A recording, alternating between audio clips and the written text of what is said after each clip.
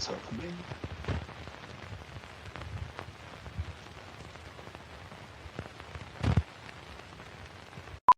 You are listening to the Lucha Central Podcast Network. And now, LuchaCentral.com presents Masks, Mats, and Mayhem. I can all write it and we'll do it live. Fucking thing sucks.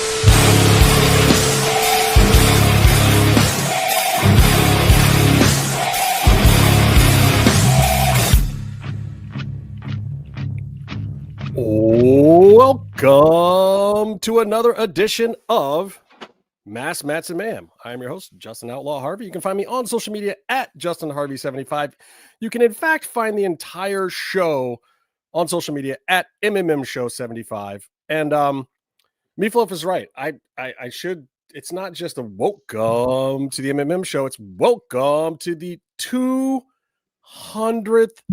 episode of the MMM show. Almost 10 years in the making, which is funny because if we had done the show 52 weeks a year for 10 years, like we were supposed to, we'd be well over 100. In fact, I believe Keeping It 100 is on episode 452 now, and they started 4 months after us. Really? So we should be further along than this, Byron. What happened? What did you do? What did you do wrong? What did I do wrong? I guess we were your question. I was too inspiring and created too many other wrestling podcasts, right? And oversaturated the market. And since I'm also very smart about marketing and market saturation and other things like those words, I figured it was better to make it more scarce and more valuable. So that's what I did when we only did like an average after the first run of like 10 episodes a year. However, I will say, if our episodes were always supposed to only be an hour, we technically would be on about 3,000 episodes now. If we do that on an hour, we've done about 3,000 hours. I like your Steiner math. I think that works. I tend to believe that. And Tony, you luckily have been here when the show has been just a robust 2-hour program, I believe, that we plan to be an hour. It's been 2 hours every time, right? Yeah, I'm just happy to be here. Hey, everybody, Tony Allen, TonyST.Allen on social media. You can find me there. Just happy to be here with you guys. This is my third show, so I'm excited. Not as excited as you guys because this is your 200th episode. Well, you didn't have to suffer. You are the actual present. Yeah. I think we are giving ourselves the present of having your presence now and wishing that we had it the whole time so that maybe we would have stayed more on track. But that's a whole other story. Yeah, we would probably be millionaires by now. But yeah, if we had a professional one of us. You didn't have to suffer through listening to Casey talk about whatever it was he talked about. It was really awful. Casey was what are you talking about? Casey was the best part of the show. Casey was on anymore. Wrestling.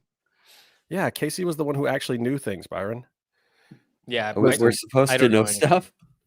Goatse, appreciate you. This guy, Goatse, has been with us for a long time as a viewer and listener. We appreciate you.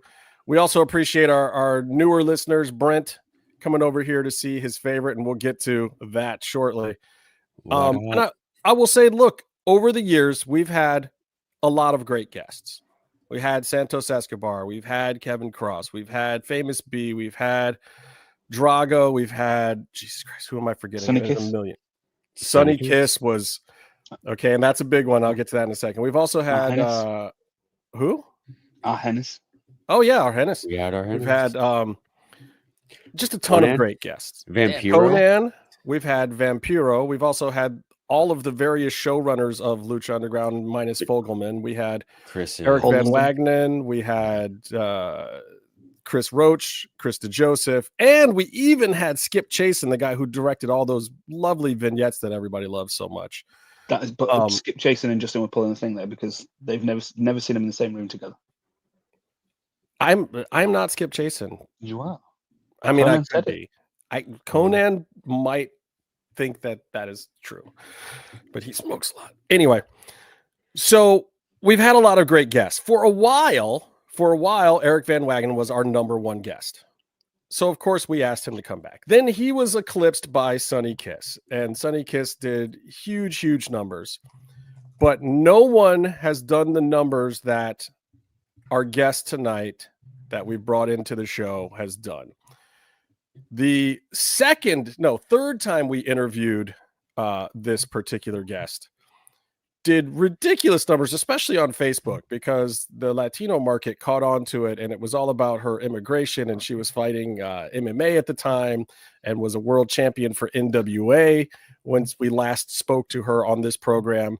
And that interview did like 80, 90,000 views. It was ridiculous. So, of course, being this is the 200th episode, why not bring back our number one best guest, friend of the show, and favorite person to have on, Lucha Underground's reigning trios champion, Cobra Moon, also known as Thunder Rosa. Hello. Oh, Yeah. Hello. I still have we're gonna the. make you big. How about that? Big. I still have the Cobra Moon mask somewhere. That's right. Do She you? wore it to a Tigres game in Mexico. Actually, I do. It's right here. Hold on. Oh. Wait, you got to bring that. First of all, you're a thief. Because I know how hard it is to get any kind of Original. This prop. is the original mask that I wore on the last 2 seasons that I was there. So Shouldn't say Holy these things. crap. I have that, and I have the headpieces in the back right there. Oh dear. Yeah. Oh, do you have the I took jacket? No, I could not get the Mel was a jacket. smart Like, one. no, I this one because I made it, and as you can see, if anybody can say that I'm lying, I'm not. It has like makeup from all the makeup that I was wearing. Oh, that's awesome. So you had that Yeah. one made for yourself. Prop department didn't make that one? No, this one I made it 3. I lost the hair because I used to wear a ponytail. I lost that. That's gone. That's trash. So But that's different from the one that I mentioned. Then it's not the same because the other one has a lot more no, stuff. On no, it, no. right? The other one is the ones that we made in Mexico to Okay. just like wear or whatever. But this is the original. This is the original Lucha nice. Underground mask that I used at Lucha Underground. So I think you and Yeah. Ricky Banderas might be the only people that actually have your actual Lucha Underground masks.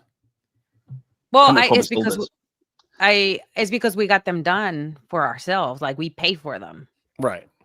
We don't know Well, the Penta IP, had but all of his masks until Meatloaf bought most of them. No, no, no, Probably. no. bought I didn't buy too many from Lucha Underground. I wasn't. In oh, that you one. didn't? No, because I didn't get to see him in person, so like I didn't really entertain that. I just was. And I think I have some original artwork too from some of the fans that sent me this stuff when I was working there too on this side. I mean, I still have a lot of stuff from Lucha. What's up, Brent? You're not gonna die because I was thinking about you today. That's my man right there, Brent. Yeah, it's a lot that's happened since Lucha Underground happened. And the funny thing is I work with pretty much everybody that was working at Lucha Underground at one point in my career or another. You know, so that's a funny part. Well, we went back a couple weeks ago and we watched that last trios match, and it was super weird to like see you in the ring with like Sammy Guevara and Kevin Cross and just like that whole crazy match. And who was the champion with you at the time? It was Saga? Jeremiah Crane, the other No. Sammy Callahan, yeah, Jeremiah Crane Callahan. at the time. What's it? No, No, he's in Japan Drago had right now. already earned back. Not to Drago. the No, other- no. It starts with Daga. Daga and I. Daga. Yeah. Daga and I. What a yeah. crazy throw! But just to think that like you walked out of that place with a belt with those two people as your partner in a company where you were basically at that point a manager and just wrestling the boys. Were you even Yes. in a storyline that last season with another woman at all? No. Reclusive, what happened? And then No, I was not with Reclusa. I was not with I was never with the okay, now since it's been so long, I always had a very interesting relationship with the women that worked there for various reasons. So, Well, come on. We all know that you and Eva Lisa are great friends. we're like this. like this. And Tony's laughing. Tony's laughing. No, God bless her heart. I hope she's doing well. I will have to get in the way of this conversation if it gets Yeah. crazy. Look, I'm just saying. No. Everybody Byron's knows girlfriend. I got No, love for no. Evie too. We got love I for have Evie. nothing bad to say about Evilise, but I hope she's doing well. I hope that she is happy and she found happiness in whatever she's doing. You know, whatever is in the past. When we were in Lucha Underground, we were actually friends, believe it or not. And when she got injured, like I went to the hospital with her and I stayed with her until she got out and everything. And I checked in with her and I was like, because he was pretty messed up, you know, like everybody seemed to have a very interesting relationship with her at Lucha Underground. I became really good friends with Sexy during that time. Taya was more when she started dating Johnny. So she was always Johnny. So I will always be with Sexy, Drago. Who else? I don't know. It was like different people because we used to go to the rooftop and hang out over there after the shows. That was fun. What was the name of that hotel, Byron? The Checkers. Right. Hilton. In Hilton. The Checkers. But it was the Checkers. Hilton. Yeah, in downtown LA. And it had fun. This small little upstairs outside pool that had like a bunch of chairs that people would just sit around. Yeah. Yes, it was tiny. A cool little area. Yeah, it was nice. I remember the last day. The parties, the season parties were always really fun. That's where I think you and I and Byron and who else? Jimmy was there, right? On the last one. That things things got out of control. That was pretty wild party. Yeah, except everybody left me talking to Jake Hager for like an hour because he had no friends. Oh, Jake. You guys all abandoned me with the reigning Lucha Underground Champion, Jake Hager. I talked to you guys for like 30 minutes, I remember, for that party. That was awesome. Yeah. I remember seeing Marty at that party too, all wrapped up, still bleeding. And they wanted to take him to the hospital because he said no. Class. And it was like the matches that we had there were absolutely crazy. I would have, the funny thing is like I learned a lot from those matches that later on I did some of those crazy matches on national TV too. So it was kind of fun because I learned from the best. I guess Penta was still there. Animo, Phoenix was still there in AEW. So I always asked them for questions when I was doing like extreme matches because they did a lot of that stuff when we were in Lucha Underground, also when they were in the Indies. So I got to tell you, one of my favorite experiences of this entire year, to let everybody in on a little inside information, I helped Thunder Rosa out with a taco vlog when we were in LA not that long ago with Dante Martin, which you guys should all go and watch, by the way, because Frontman Ja and Dante Martin are very interesting guys. Hilarious. So we were going to eat tacos with them. And on the way, Thunder's driving. I'm like filming stuff for these guys. They're chopping it up. And we were going to Boyle Heights to eat the tacos. Like, come on, you can't go to Boyle Heights and not go to one very specific place. So we went to the temple and we get there and the place is straight up open. And I'm just like, Thunder looks back at me and then Dante's like, I don't know what the hell is going on right now. And I'm just like, go in.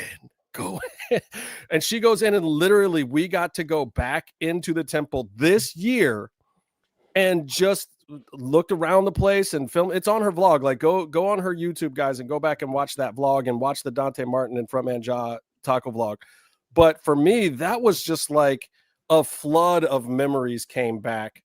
And so I'm wondering if you can share what that was like for you and what Lucha Underground, what kind of space that occupies in your head now when you think back to 10 years ago now when Lucha Underground started. It's the 10th anniversary of Lucha Underground. I think it was the best and the worst. Like the best is like your first opportunity on TV, like your major contract, getting paid, like the ridiculous amount of money that we used to get paid. And I'm not saying because some of us didn't get paid a lot of money to do some of the crazy shit that we were doing. The ridiculous stuff on the contracts. And it's just crazy. Like that's one. Two, the learning experience at Lucha Underground was tremendous. I don't think if I would have if I wouldn't been part of that specific time and that specific era in professional wrestling, I wouldn't be where I am right now, because he forced me to be better than I was, because I was with excellent, like in the presence of excellence. I mean, you're talking about Rey Mysterio, Ricochet when he was at his peak in the indies. Jesus, you know, you have Drago, you have Aerostar, you have, you know, all these people that have so much. Chavo and his father were there. Who else? Right. Like His dad was there too, which was amazing. I got to meet his yeah, dad. I got to meet his dad that, and there were wonderful people. Rest in peace. Who else? I mean, you have Brian Cage when he was at his hottest, Willie Mack. Oh my God, so many people. So many Paul London. people. Fox. Paul London, yes, Fox, Paul London. Strickland, Little Cholo.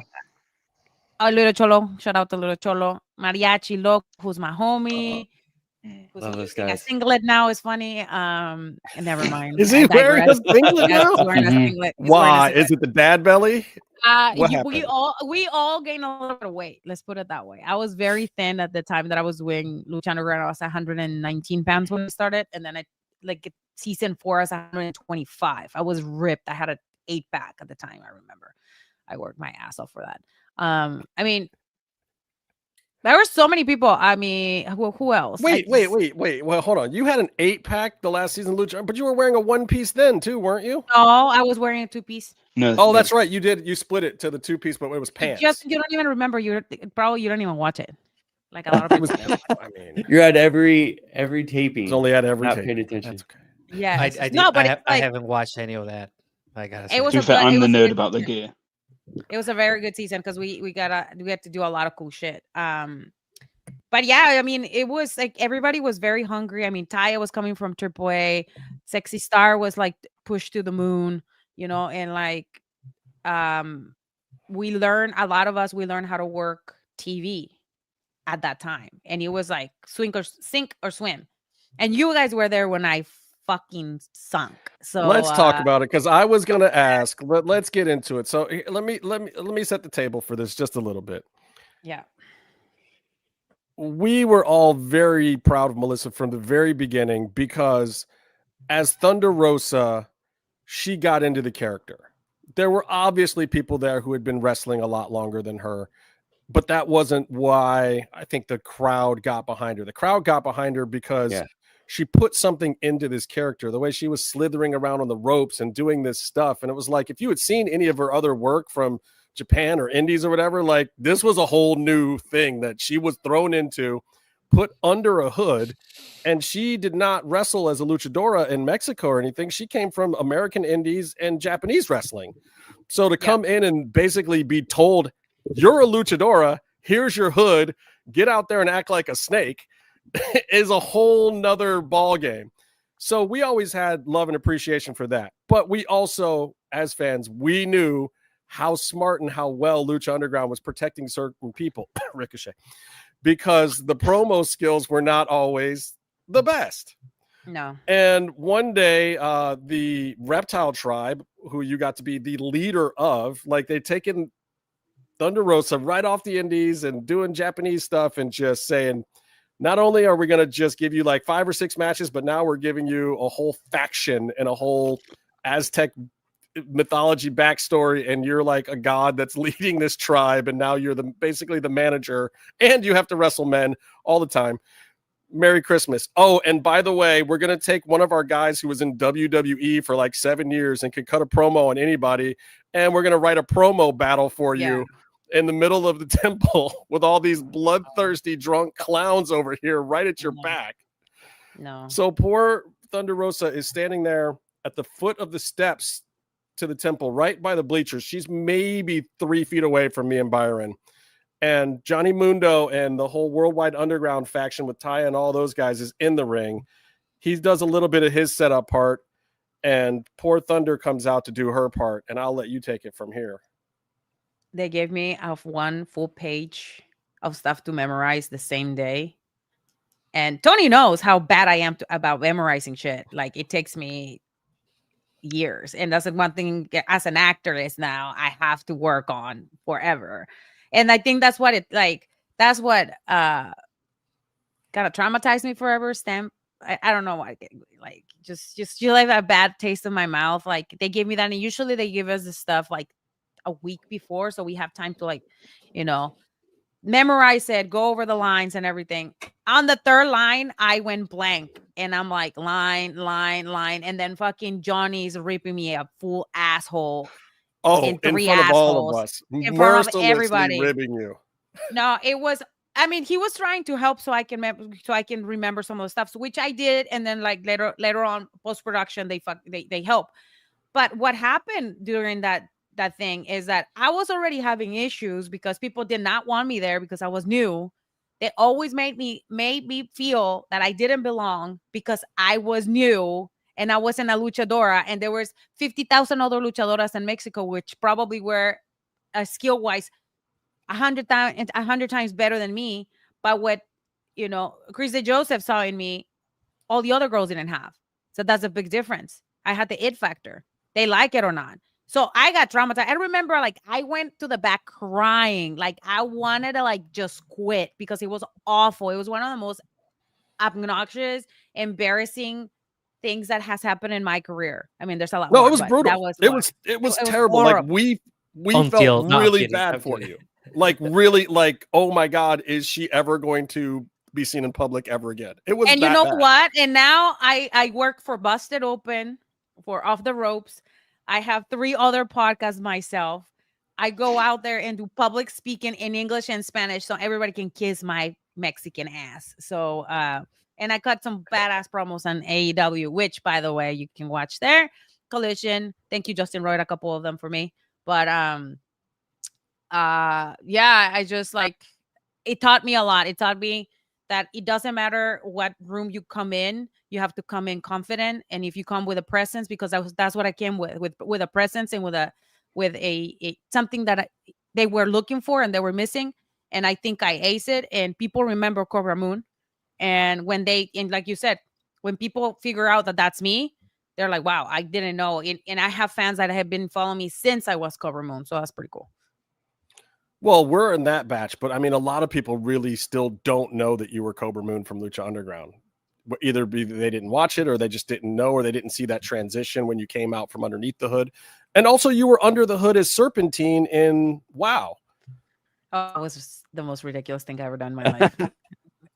I remember, like, they let me come up with the idea of the backstory of Serpentine. I remember they came up with a promo. I was like, I pull it on it was the most ridiculous, outrageous thing I've came up with. I was like, you look like I was high, but I wasn't high. I was just like, I'm just gonna see what I can get away with, and I got away with a lot. So and I know that and Tony, we've been asked to bring Serpentine back to life recently. Yeah, it was there were some talks there, but unfortunately this time it's not something I would like to see. Serpentine, the comic book. I would like to see Cobra Moon. Like, I didn't get to experience that part, right? Like, so I would like to see that. I would like to see Serpentine. Like, I think those other characters, I mean, it's other personalities you can bring out. As we have learned, she can pretty much do all kinds of stuff. Like what you do in the last match, that's another character you can embody too. So for me, it would be very interesting. When I meet fans, the Lucha Underground fans, and then we have a conversation and they realize what we do and stuff, they get mad at me because I have not watched like Lucha Underground. Like, they seriously get physically agitated. I'm like, okay, relax, man. I have a lot of things to do. But you haven't seen it? I have not watched the whole thing, buddy. Come on. Why? Because I have a life. Tony, and I have to manage people and stuff. To explain Lucha Underground the best. I'm going on England. the 4th episode. It's actually a lot of TV to watch. What were you saying? It's an hour long. Yeah. Oh, I want to hear what relax, Byron. I will get to it. Okay, so basically, anyway, they shouldn't make you sing the promo. You somehow seem to remember songs easier. Oh, songs is easier than that's a crazy promos. thing that you can remember songs that easy, because there's a melody to it, and with this there's no melody. It's like, it's hard. I mean, and also, like, my English back in the 10 years ago was not as good as it is now. It wasn't. Like, my accent was thicker. Like it was a lot harder to. It's been a long road. I can say I've been successfully achieve a lot of things after that. What were you going to say before, Meef? I was just going to say the best way to explain it to Tony about Lucha Underground, effectively a cult. I'm a guy from a very small part of England, right? And everything that's happened in my life because of this show. These guys above me have been my friends for 10 years. There's people I would never have met in my entire life. Mel included. What about obviously. me, love? Okay, like Yeah, we so met in London, and you brought me baby food. Okay, the best baby food I ever had in my life. Oh, that's right, because he had no teeth. Yeah, you like allow me to survive for another 3 weeks with that baby food? It was delicious. It's such good stuff. It's what I give the kids at the time. But yeah, like the whole thing with it became so massive and so whatever. Like people became friends with people from Japan, from Mexico, from America. Everybody became such crazy friends online because it was a real big thing online. Twitter at the time. Otherwise, we had the Lucha Click hashtag, and we got to know all those guys. I've got people over on Facebook that like I've been friends with for like 10 years, and I've never met them. Yeah, I've never met Meatloaf in person. You've met Meatloaf in person, Melissa, and I have not. How is Wow, Meatloaf I met him in in London. person? He's the coolest. He's so super Is he chill. We paler went. in person. Does he like? He's he's from like London, from. Does he UK. smell as good as I think that he smells? What's he smell like? He didn't. I wasn't smelling. I don't remember. Yeah. We didn't do that. I just know we hang out at the park. We walk for a while. Then I think I fell asleep after that, or I went to see Tina Turner musical, and then we saw each other at the show, and then we went to the pub, right? You went to the pub with us? Pub, yeah, a very British thing to do. So yeah, go to a pub. No. All right. So, but being back on track, I want to ask you about this moment where you turned the corner with your promo and your battle with Tony Storm, and you got to cut a live promo with Tony Schiavone out on the stage. Yeah. And it was like this jump to the thing that you hadn't really, even when you were champion, we didn't see a lot of that from you. No.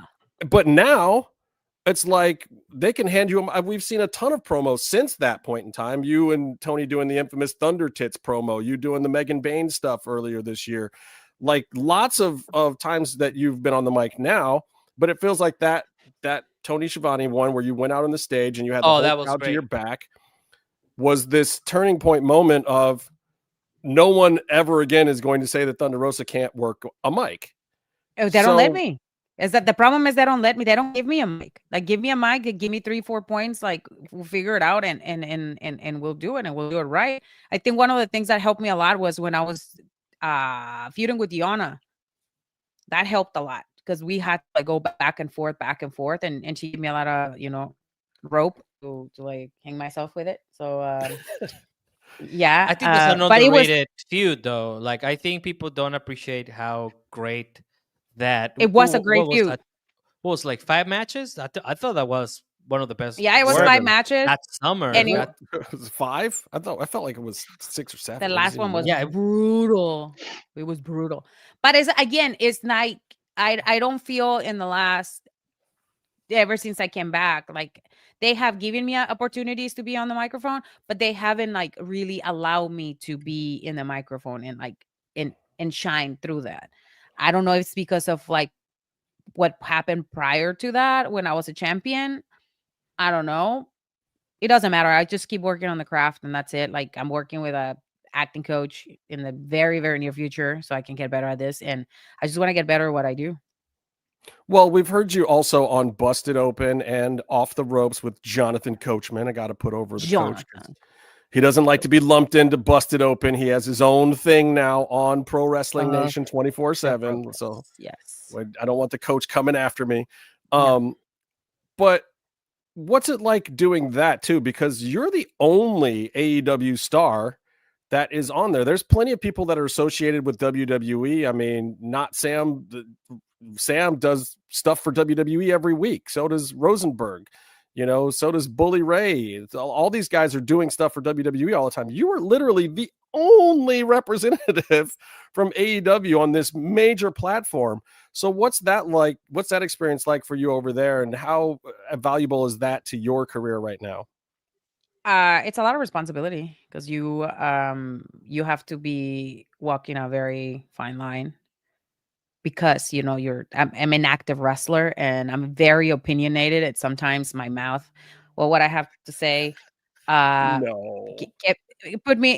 kept me in trouble, but it also has helped me a lot to develop my critical thinking and my speaking skills, and also that my opinion matters, and there's a lot of reactions with the fans. Like there was one not too long ago. I don't think I was criticizing someone, but I said something. Oh, in terms of when they did the announcement with WrestleMania in the Middle East, and they asked me about one of the girls, and I said, "Well, she got paid. She got to do what she got to do." And people were pissed. They're like, "How could dare to talk about superstars? You are not a superstar." It's like, I ain't saying shit. I just say that she got paid to talk. Like you're never right or you're never wrong. Well, you can be wrong. You're never right, but you're always wrong. So I just got used to the criticism, and when I receive a lot of good feedback, and also it's a good opportunity for me to invite other people from AEW that are interested in using the platform if they want to do interviews, to come and do the interviews with us. I think it's important that we cover all the companies with like the same, but we always want to do that, but it's not always the case. But I have enjoyed my time there. Even when I was a champion, I was at Busted Open before, but I feel like now being with Coach, I can mess with him a lot more, and it's a little bit easier because I don't have to like talk about the shows necessarily. We talk more about like events that happen because it's on Friday, so we talk about everything that happened on the week that was interesting to me, and that's what I like, that they take my opinion and I feel like it matters because that's what we talk about in the show.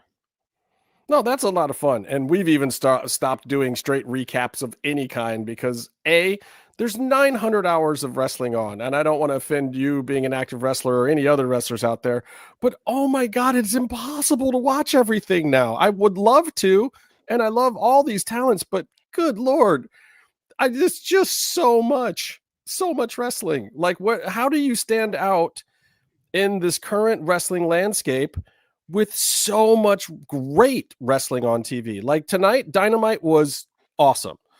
Like, but if you're one of the 20 stars that was on that show tonight, like how do you stand out? And then you got to go up against whatever happens on SmackDown tomorrow or TNA or NXT or New Japan or AAA that's now getting a huge platform. Like, how do you stand out as a wrestler in this day and age with all this wrestling out there? Excellent question. Whatever you do outside of wrestling, that's what it seems like. That's what stands out, honestly.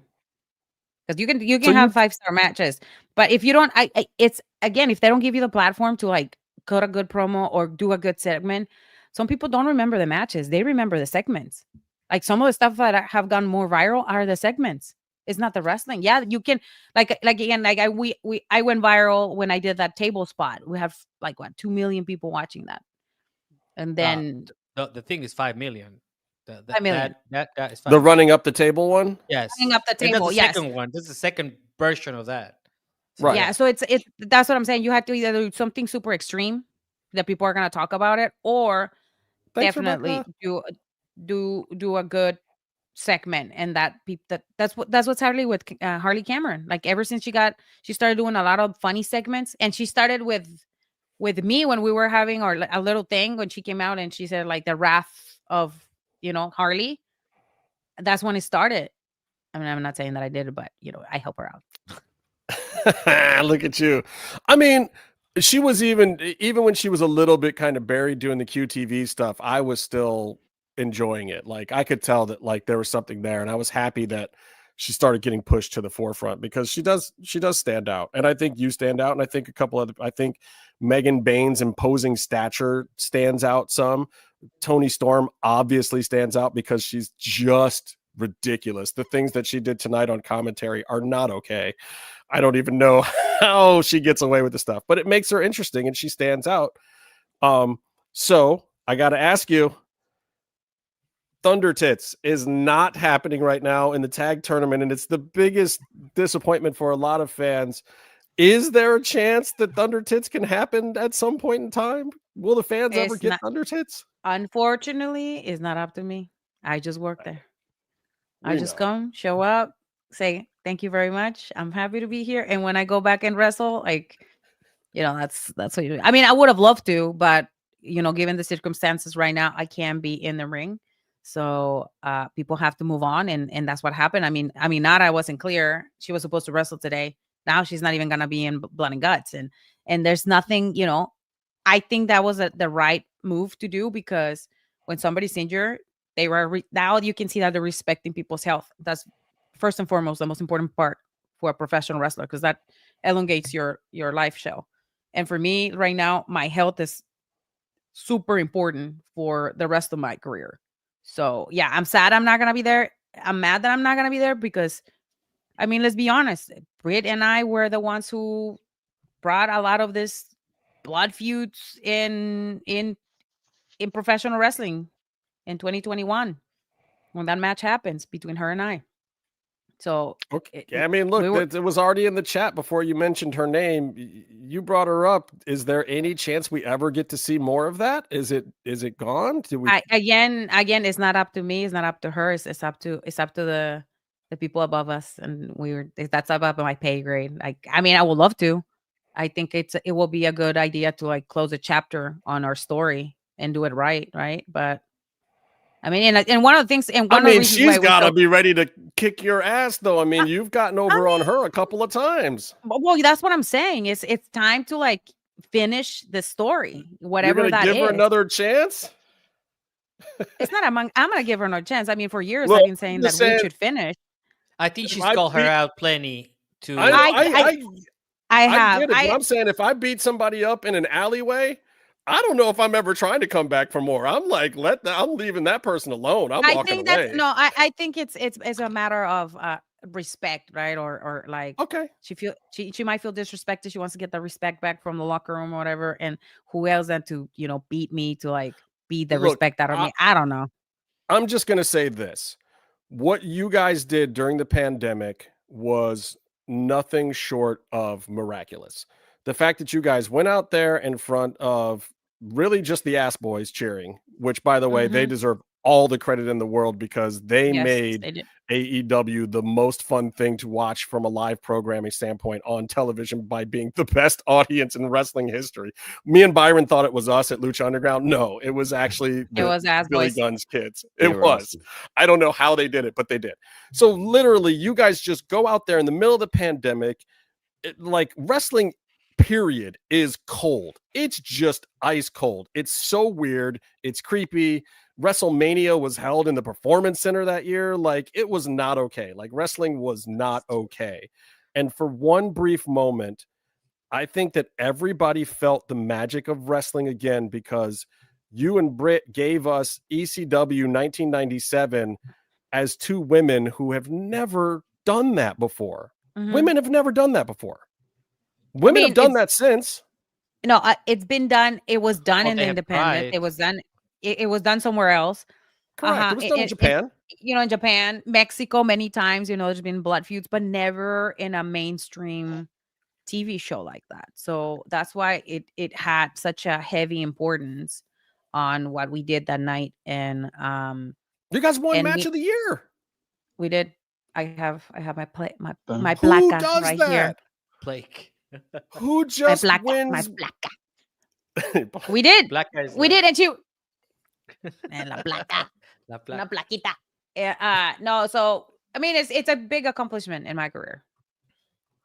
Well, I was salty because I didn't get the other awards, but you know what? I got the big one, the good one, which is like match of the year. I mean, I don't know. Like, for me, I don't know if I would need anything else after that. You've gotten, a couple of major championships, and you've got this moment that I'm interested and excited to see other women try to win that crown. They can all win the same belts that you've had. They can all win the other belts in the other company, but can two women go out there and get match of the year again like that by breaking ground doing something that no one else has done before. I don't know if it'll happen. I would love to see people try. We'll Do you see. think it'll happen? And who would you want to see pull off what you and Britt pulled off? I think some of the the new girls that are going out there, and I don't know yet. I don't know exactly who I will like, because I need to see a little bit more. But there's a couple ones that I'm like, okay, I see them doing something interesting. And I do want to touch on this because I've talked to a lot of these girls out here, and so many of them, and I don't think people know this, and I don't think you get the credit for it. And maybe you're too humble to take the credit for it, but so many of these younger women in the business right now have come through you or are inspired by you or been touched by you in some way to excel at what they're doing. And I'm not saying that you made them 100% yourself, but there's a lot of girls out there now that kind of came through you or Mission Pro Wrestling or wrestled you at some point in time.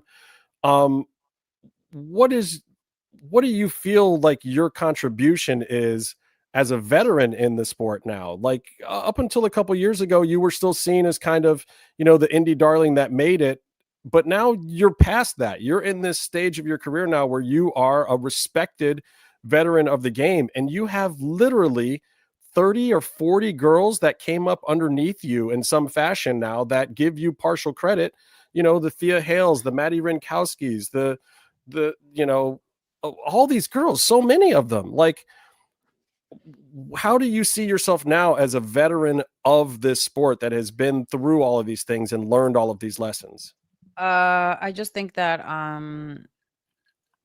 I did a lot of the stuff with my head high and on my own terms that got me in trouble sometimes. But how sometimes you can't make history if you're not a troublemaker, right?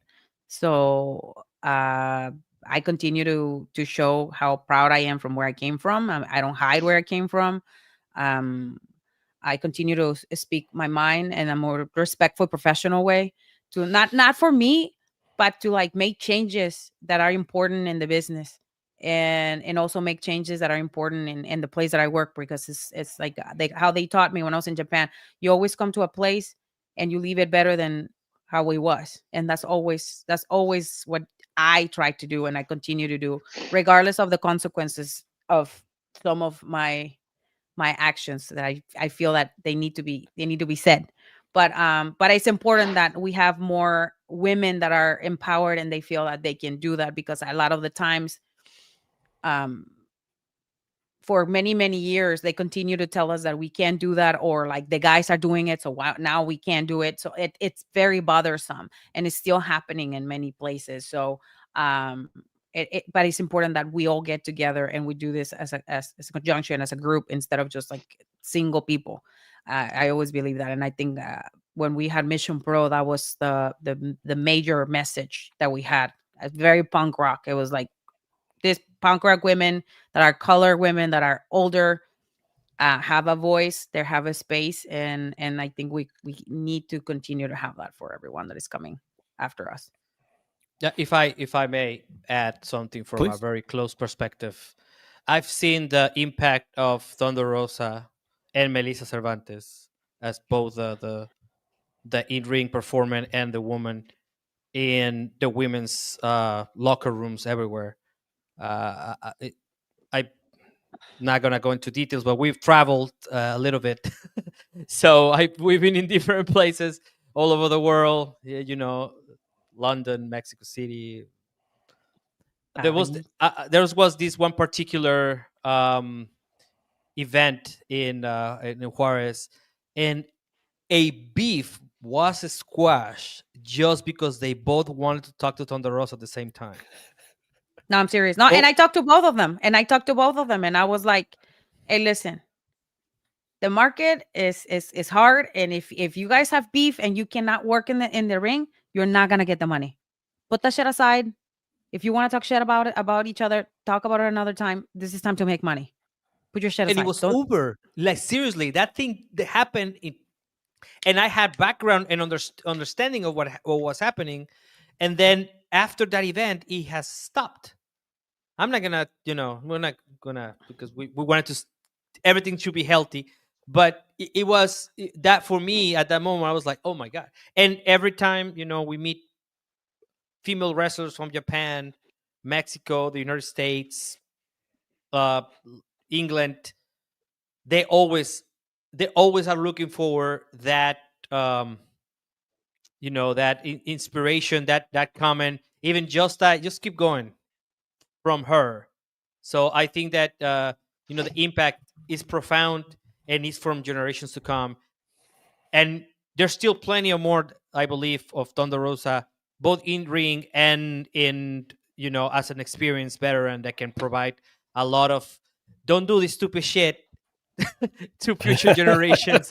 Well, we need a lot of veteran wrestlers to tell people that in general. Okay, Comatose, here's your question. Can you please ask Thunder Rosa who her Mount Rushmore of wrestling is? And I know she's going to totally flail at this, which is why I'm so happy to ask. She has no clue. How many people are in the Mount Rushmore? 4 people. No, it's 4. It's like, First you of always ask all, me this question. I never got to go. I know, Dave. Isn't this like, how did you get to work with Dave LaGreca without being able to answer this question? You know why? You know what I used to do? I used to go on Google. I used to go on Google every time I didn't know what he was talking about, and I just like had to research it and read it like real quick. It was like now I do. Okay, so let me change the question. I'm going to make it more specific. I'm going to say, I want to know who your favorite female wrestler is of all time, current or past. I want to know who your favorite wrestler from Lucha Underground was. And I want to know who is the wrestler that inspired you the most as you went into your career. So give me those 3. Manami Yamamoto is the one that every time I had a crazy match, I watch her and I was like, yeah, I'm ready to die today. Fuck everything. Yamamoto-san. Yeah, she's crazy. And she's still wrestling. That woman. Yeah. She's intense. And Lucha Underground, who was my favorite? I will have to say the ones that I work with the closest, which is Drago and Aerostar. Drago. Why? Because they're good people. They were always good people. They always treated me with so much respect. And when I was like, I had questions, they never said no. And they always treated me like equal.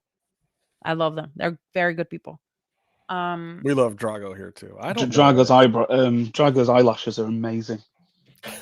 What? Yeah, he's so dreamy. His eyelashes are amazing. Okay, I'll give you that. Is that breaking kayfabe because he wears a mask? No, because the eyelashes are not. The eyelashes come through the mask. He's talking about my dog, guys. Yeah. And I think the one that inspired me the most, I will have to say, Alondra Blaze or Medusa. One, because she went against everything, and she did it her way. And yeah, I bit her in the ass, but she's still going, and she's such a strong woman, and she's done things her own way, and she's one of those few people that she texts me 4 or 5 times a year to see how I'm doing, to check how I'm doing, to check on my goals. Like, she's known me since I was in Japan on 2016. And I didn't know who she was because, I didn't watch wrestling. So I didn't know nothing. I wrestled Jazz and I didn't know who Jazz was. Like that. Oh my God. That's probably better for you because Jazz is a straight up killer. Oh, well, we had a 20-minute match and we didn't call anything.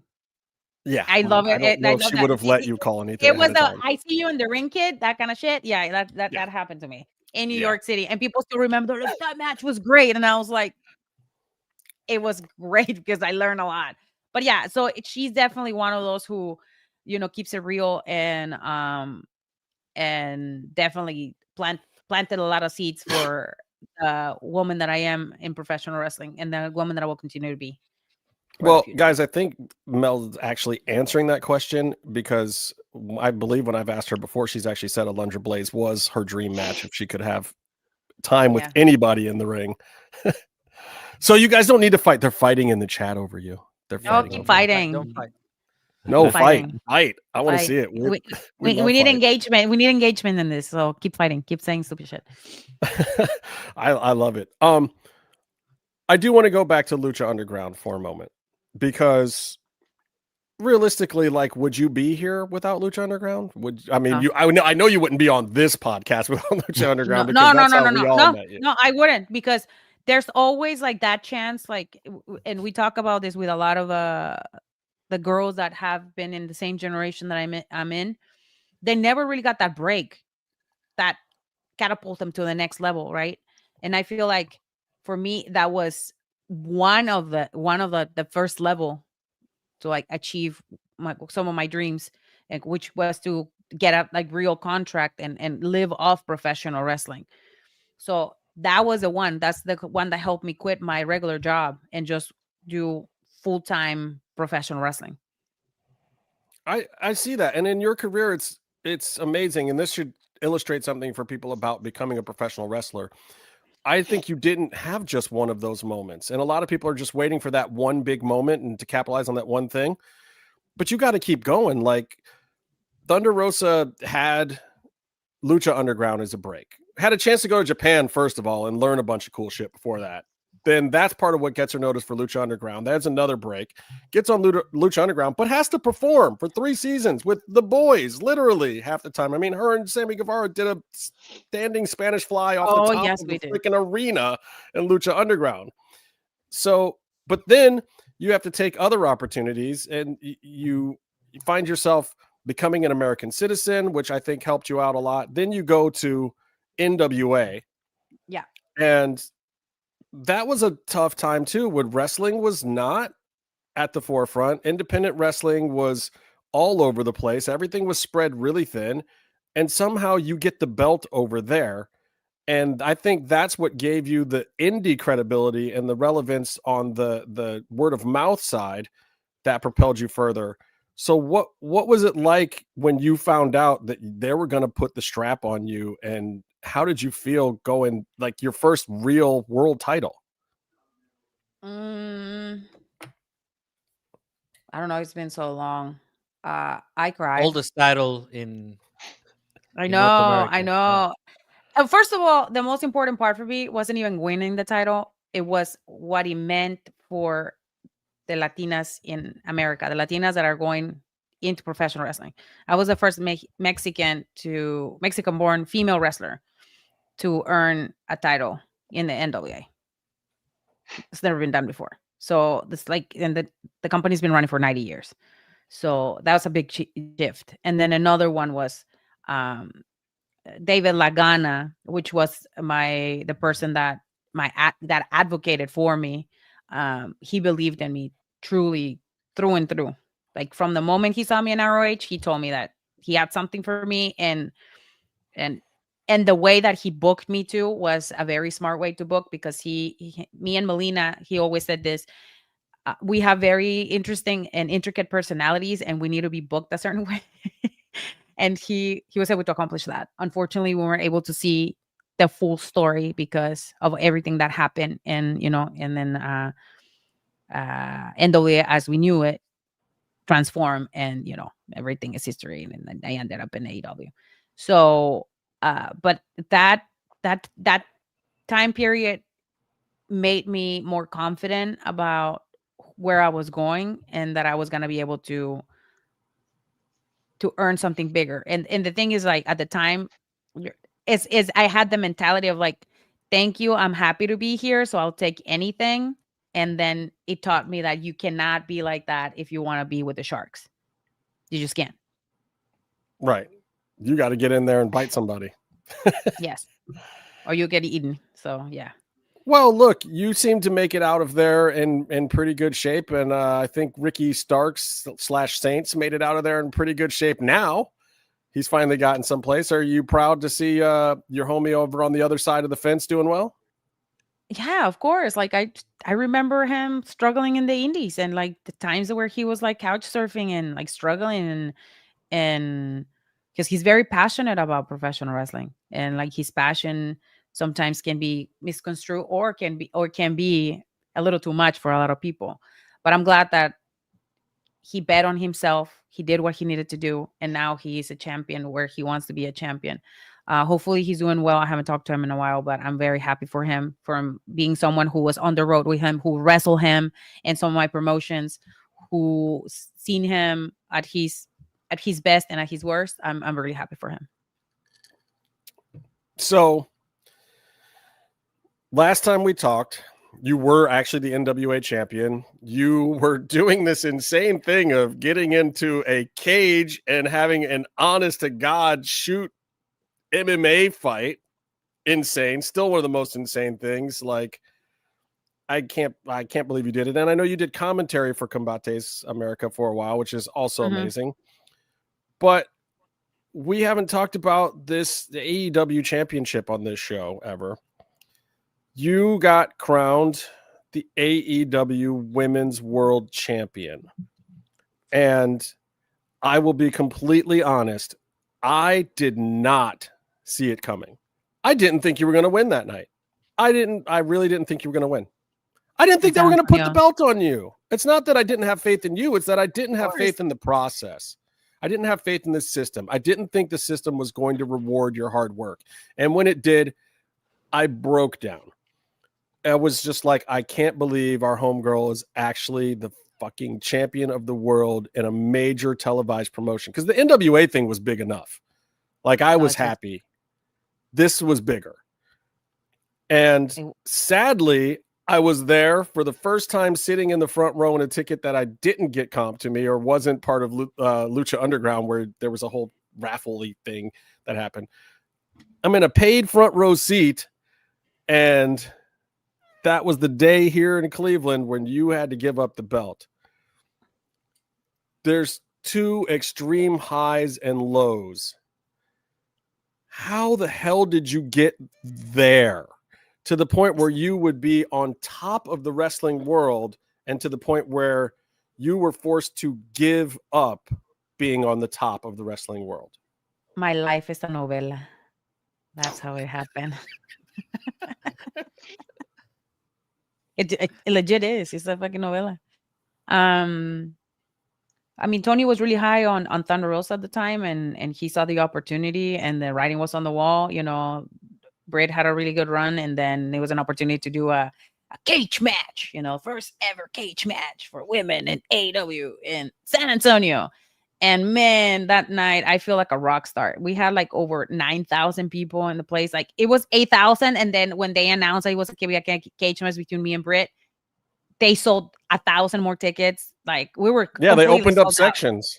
Yeah, I remember. we were completely sold out. Like, people had signs. Like, all the homies from the Cuts came, from Houston, from Dallas. Like, the San Antonio people, my people were here. We made miracles with the mariachi, Tony and I. Tony was like, it was crazy. It was like the 24 hours before the show was crazy. Then my gear, like, just that they did that gear in like 24 hours. Like, getting my dad, my sister, my son, my ex-partner there. Like, every single, like, literally every single person that was important in my career was there. It was crazy. It was crazy. I had like 20 comms from the front row. So they weren't all paid tickets, folks. No. But, you know, the more important people there. But like, some of my people, they bought the tickets all the way on top. We made a lot of promotion. Like, the Spurs gave me the T-shirt. That was the first time that my dad and the jersey. Thank you. The jersey with my name. We were in like on the floor. Like, we never had floor tickets before. Now, yes, that was the first time ever people start reaching out to me to get tickets. I'm like, no, I'm not gonna do that. We already asked for everything we could ask, and then some, isn't it? Yeah. Yes, it was pretty crazy. And I used my ring, the ring for Mission Pro, for that show. That's right. So your ring is the ring from Thunder's independent promotion was the ring AEW used that night. And let me just say, much better than the one that Kyle Fletcher's friends provided in Australia. Right size, at least. Sorry, Kyle. We love you, Kyle. The bouncy house, bad. But anyways, that happens. I become a champion. I personally wasn't ready for like what was coming next. And why do you say you weren't ready? I wasn't mentally ready for it. It was a lot. That championship comes with a lot of responsibility, especially being the first Mexican-born wrestler to do that, and then all the scrutiny that comes after. But that's another story for another day. You know. Okay, but I have to ask you this, because you said that if you won another world title, would you and could you do it better, do you think, now? Yes.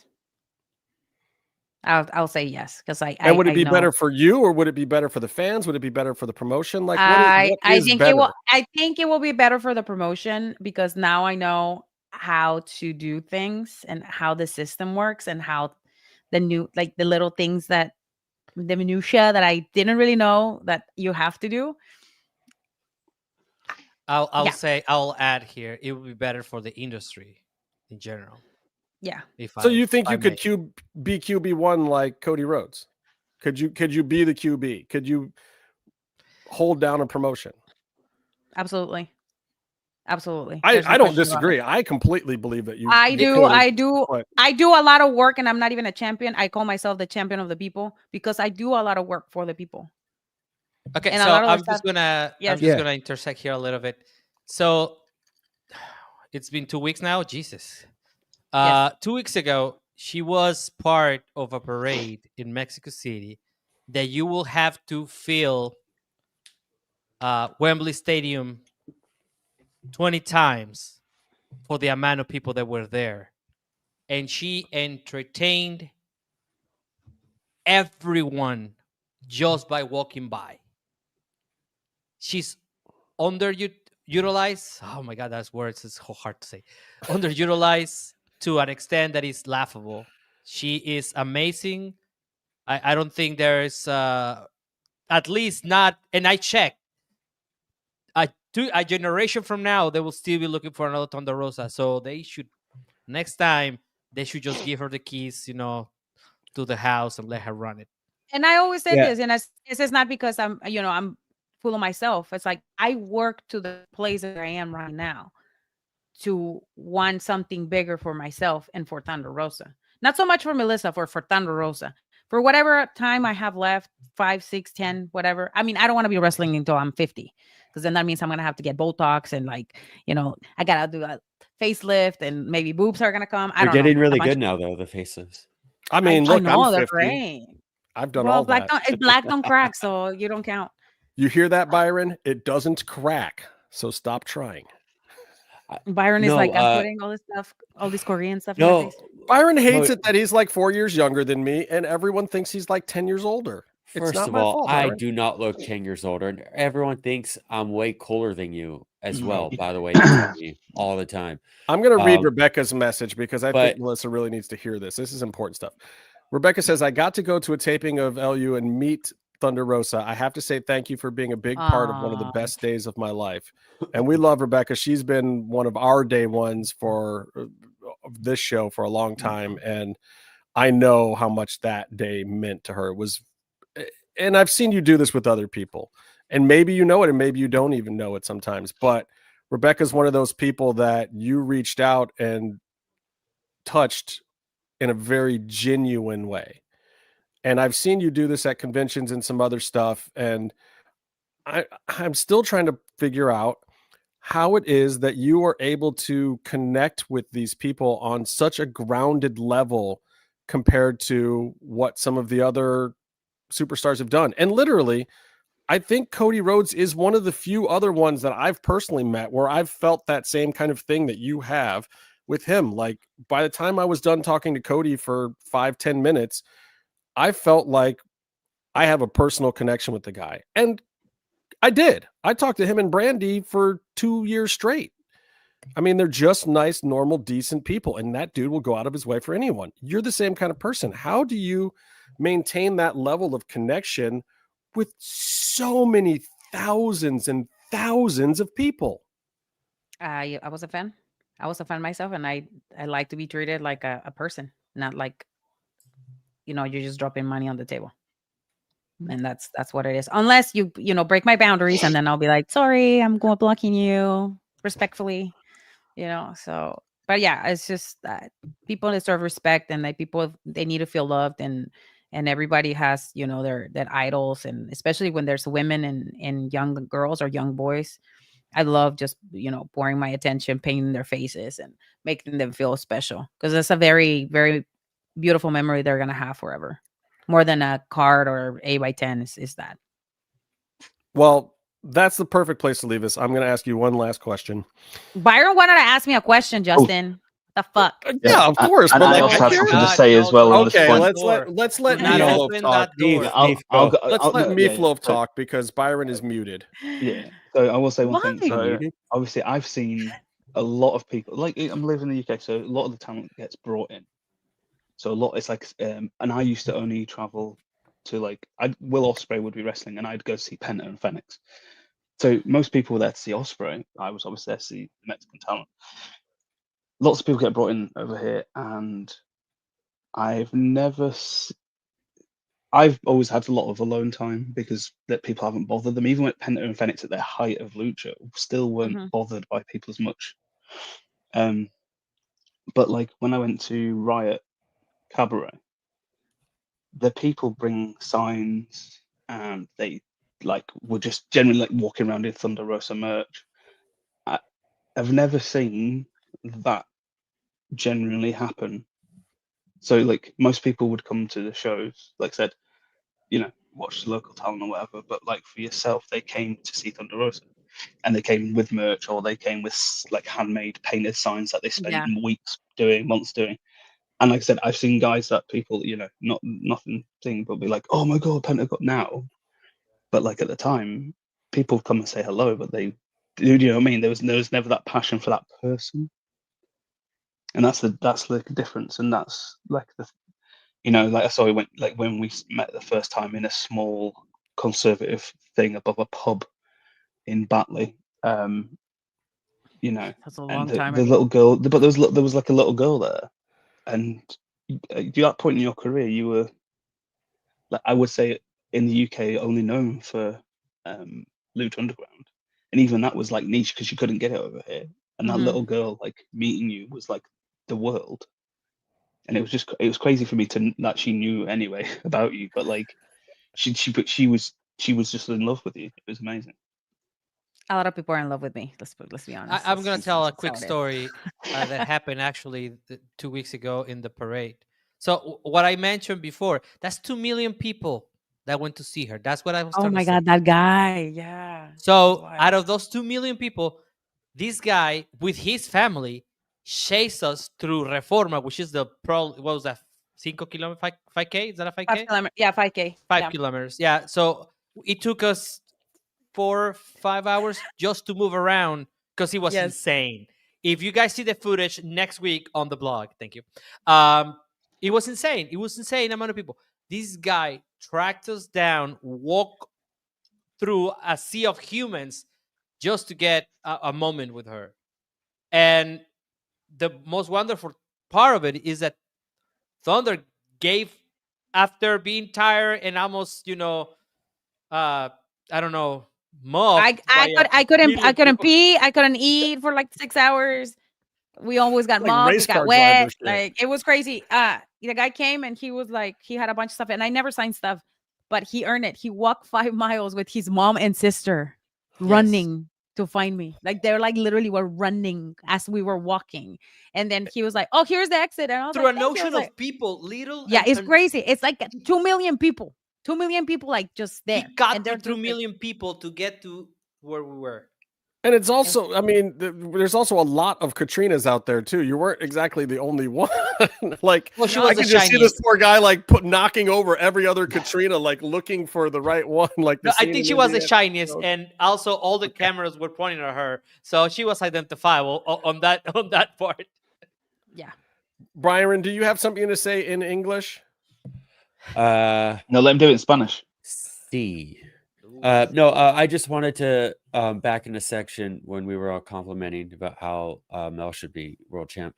I think also that I think even more than that, what's impressed me is how good as a representative of pro wrestling that she's been. The Mission Pro stuff, I thought, that's just been so, you don't see that on TV, but well, I guess you do see some of that on TV now, but that's been so important to the industry. The paying it forward to the next generation. I think that's been great. I remember at the beginning, AEW at least was more public about their charity work. And you were a big part of that. Yes. And, that's something I think that is missing because a big part of pro wrestling is the community. And I think that, there's a lot that it can give back to its fans. So I thought that was great. Yeah. So I just wanted to add into that section, even though it was 15 minutes ago. But and then also I my forgive you follow-up for it. question is, are you? I ask you, I think every time you're on the show, are you going to have any replica Cobra Moon masks by chance? Tony, we can order them. I can make it happen for you. Sure. We can make them I happen mean, for you for sure. me and Byron know how to sell them like hotcakes because I still get people messaging me about how to get hold of them. So Oh, hey, if you And- can sell them for me, believe me, just tell me how many do you need and we'll get them Look, done. And And if to we go have back our- and have another- I sent a message today because We do have a people mask asking about guy. ring gear and Ooh. everything. So- Like, and if you've got ring worn gear or whatever, Yeah. let us know. We'll help you move it. I don't have any ring worn gear from Lucha. I have a lot of ring worn. Yeah. Yeah, actually. oh no, I'm no, getting- yeah, not even Lucha stuff like the AEW Yeah, stuff. or, people like, buy that stuff. Oh yeah. And to go back another 45 minutes, maybe And 47 minutes Byron will tell you how much I'm very good, how much in the stuff I show. sold for Escobar. Yeah. No, we'll talk after the show about Meve's broker side business. I just want to say back, we talked about when you won the women's world title at AEW. Mhm. But the show before that, when you were, I think it was a pay-per-view, and it was a stacked pay-per-view, and Casey was over at my house. We were so excited. We had the Thunder Rosa figure up on display by the TV. We're ready to root for you. And and the match was whatever match. I guess there wasn't room for it then. And then we were so disappointed because we were ready for the win then. And then we Yeah. had to wait till the cage match. And that was amazing too. But we were so bummed when you lost. Yeah. I'm reading now. Yeah, the Yeah. food bank stuff. It's all great.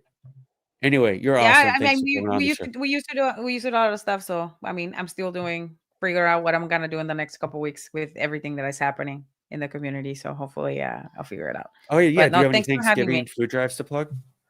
I am going to the Salvation Army tomorrow because I'm gonna be ringing the bell for them, and then next week I'm doing a golf tournament. So we're gonna You play help. golf? No, they just invited me. I'm just gonna go and Oh, yeah. be present. I don't know what I'm doing. I'm just gonna go and hang out. What's with your my friend Brad. handicap? You just swing a stick at a ball. Well, don't worry about it. It's not that hard. I don't know. Make I her don't know. caddy. Just hit it real hard and go. Yeah. What if you're the next Happy Gilmore? Go.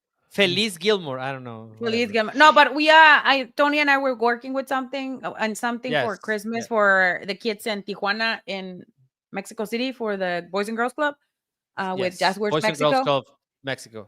Yeah, so we're trying to do something in there, and Please specify which Tony in the industry you're referring to, because Tony then people- Allen. So Tony true. Allen. because then the other guy will get the Say anything about Melissa and Tony, and it could be Tony Khan, Tony Allen, I could know. be Tony Storm, could be Tony anybody. Ooh. Yeah, but we still trying to figure Shivani. out what else I'm doing this month. But if not, I'll probably be volunteering. If I'm not going to Mexico with my parents, I'm probably gonna be volunteering at a. well, we're figuring out. Thanksgiving. We're definitely figuring out what to do with how to help people with these situations that some of the benefits have snapped. So we're trying to figure out how to help people because it's just love it's Rebecca. really messed up. It's really Golf Yes. is the worst way to Rebecca. interrupt a long walk. Thank you, Rebecca. All right, here's the last question. From Lucha Underground to AEW Women's World Champion, you've done a lot.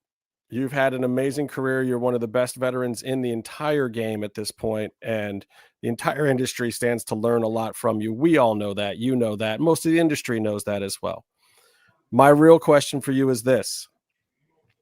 What is left for Thunder Rosa to do? Is it singing? Is it doing musicals like The Last Match? Is it staying in Everything. the ring for another 5 years? Is it another Everything. championship run? What's left on the menu for you? Everything. Right now I'm just open to the universe and I'm calling for a lot of success. How is that gonna look? I don't know. I'm preparing myself for big roles. And I'm preparing myself to get back in the ring, which is important. I think this year 2026 is gonna be extremely important. I have to stay healthy for big opportunities to come in the future. What do they look like? I don't know yet. But for sure, my master's degree is coming. That's for sure. And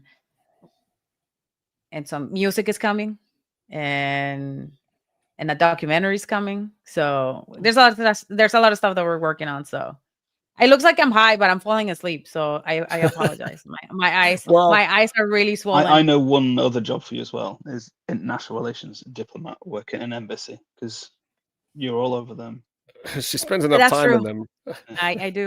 We have a lot of friends in high places, right, Tony? Alan? Yes, that's correct. Yes, we're trying to bridge the world a little bit because it's kind of broken at the time. So, yeah, that is definitely, in a sense, she is already an ambassador. So she just needs the actual title so that she can. Yes, but we're working on that title / paycheck.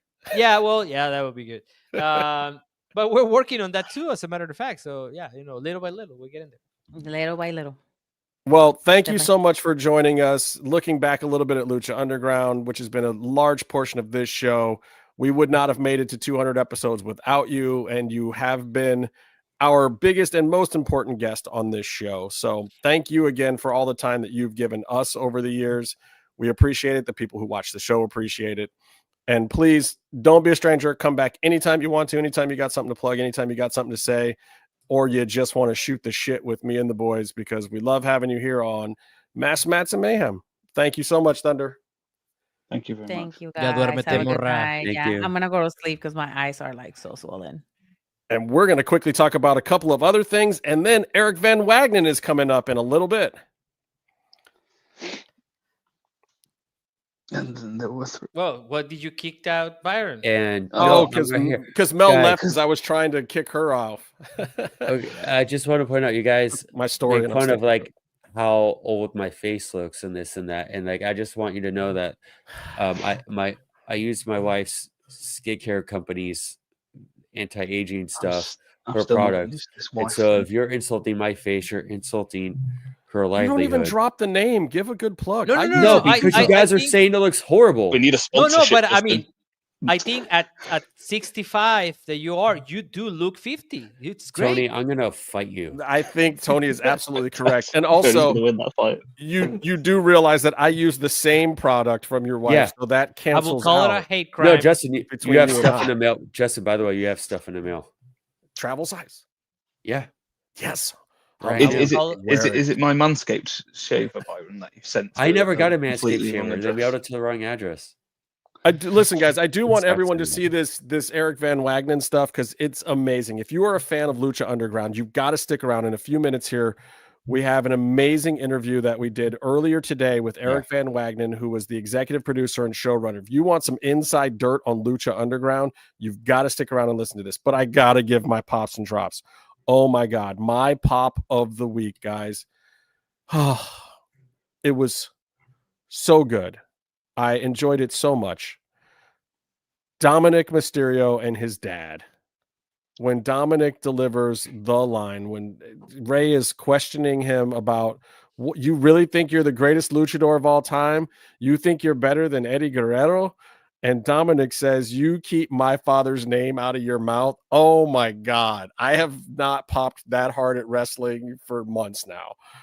So there's nothing else to me that could possibly be a better pop. And there was some good stuff in wrestling this week. The Bandito Dorado match on Saturday, which nobody saw, by the way. Half the people in the crowd left because it was at the end of a long AEW taping. You know, it's on a Saturday night up against Main Event and like 10 other more important sports things. Nobody saw this match. I'm here to tell you guys, if you want to see the best match of the week, You have to go back and watch that match. It's so good. So good. But that's not even my pop of the week because Dominic just dropped the biggest bomb of all time. That's mine. Anybody else got a pop this week? Yeah, I got some stuff. Do you have 45 minutes?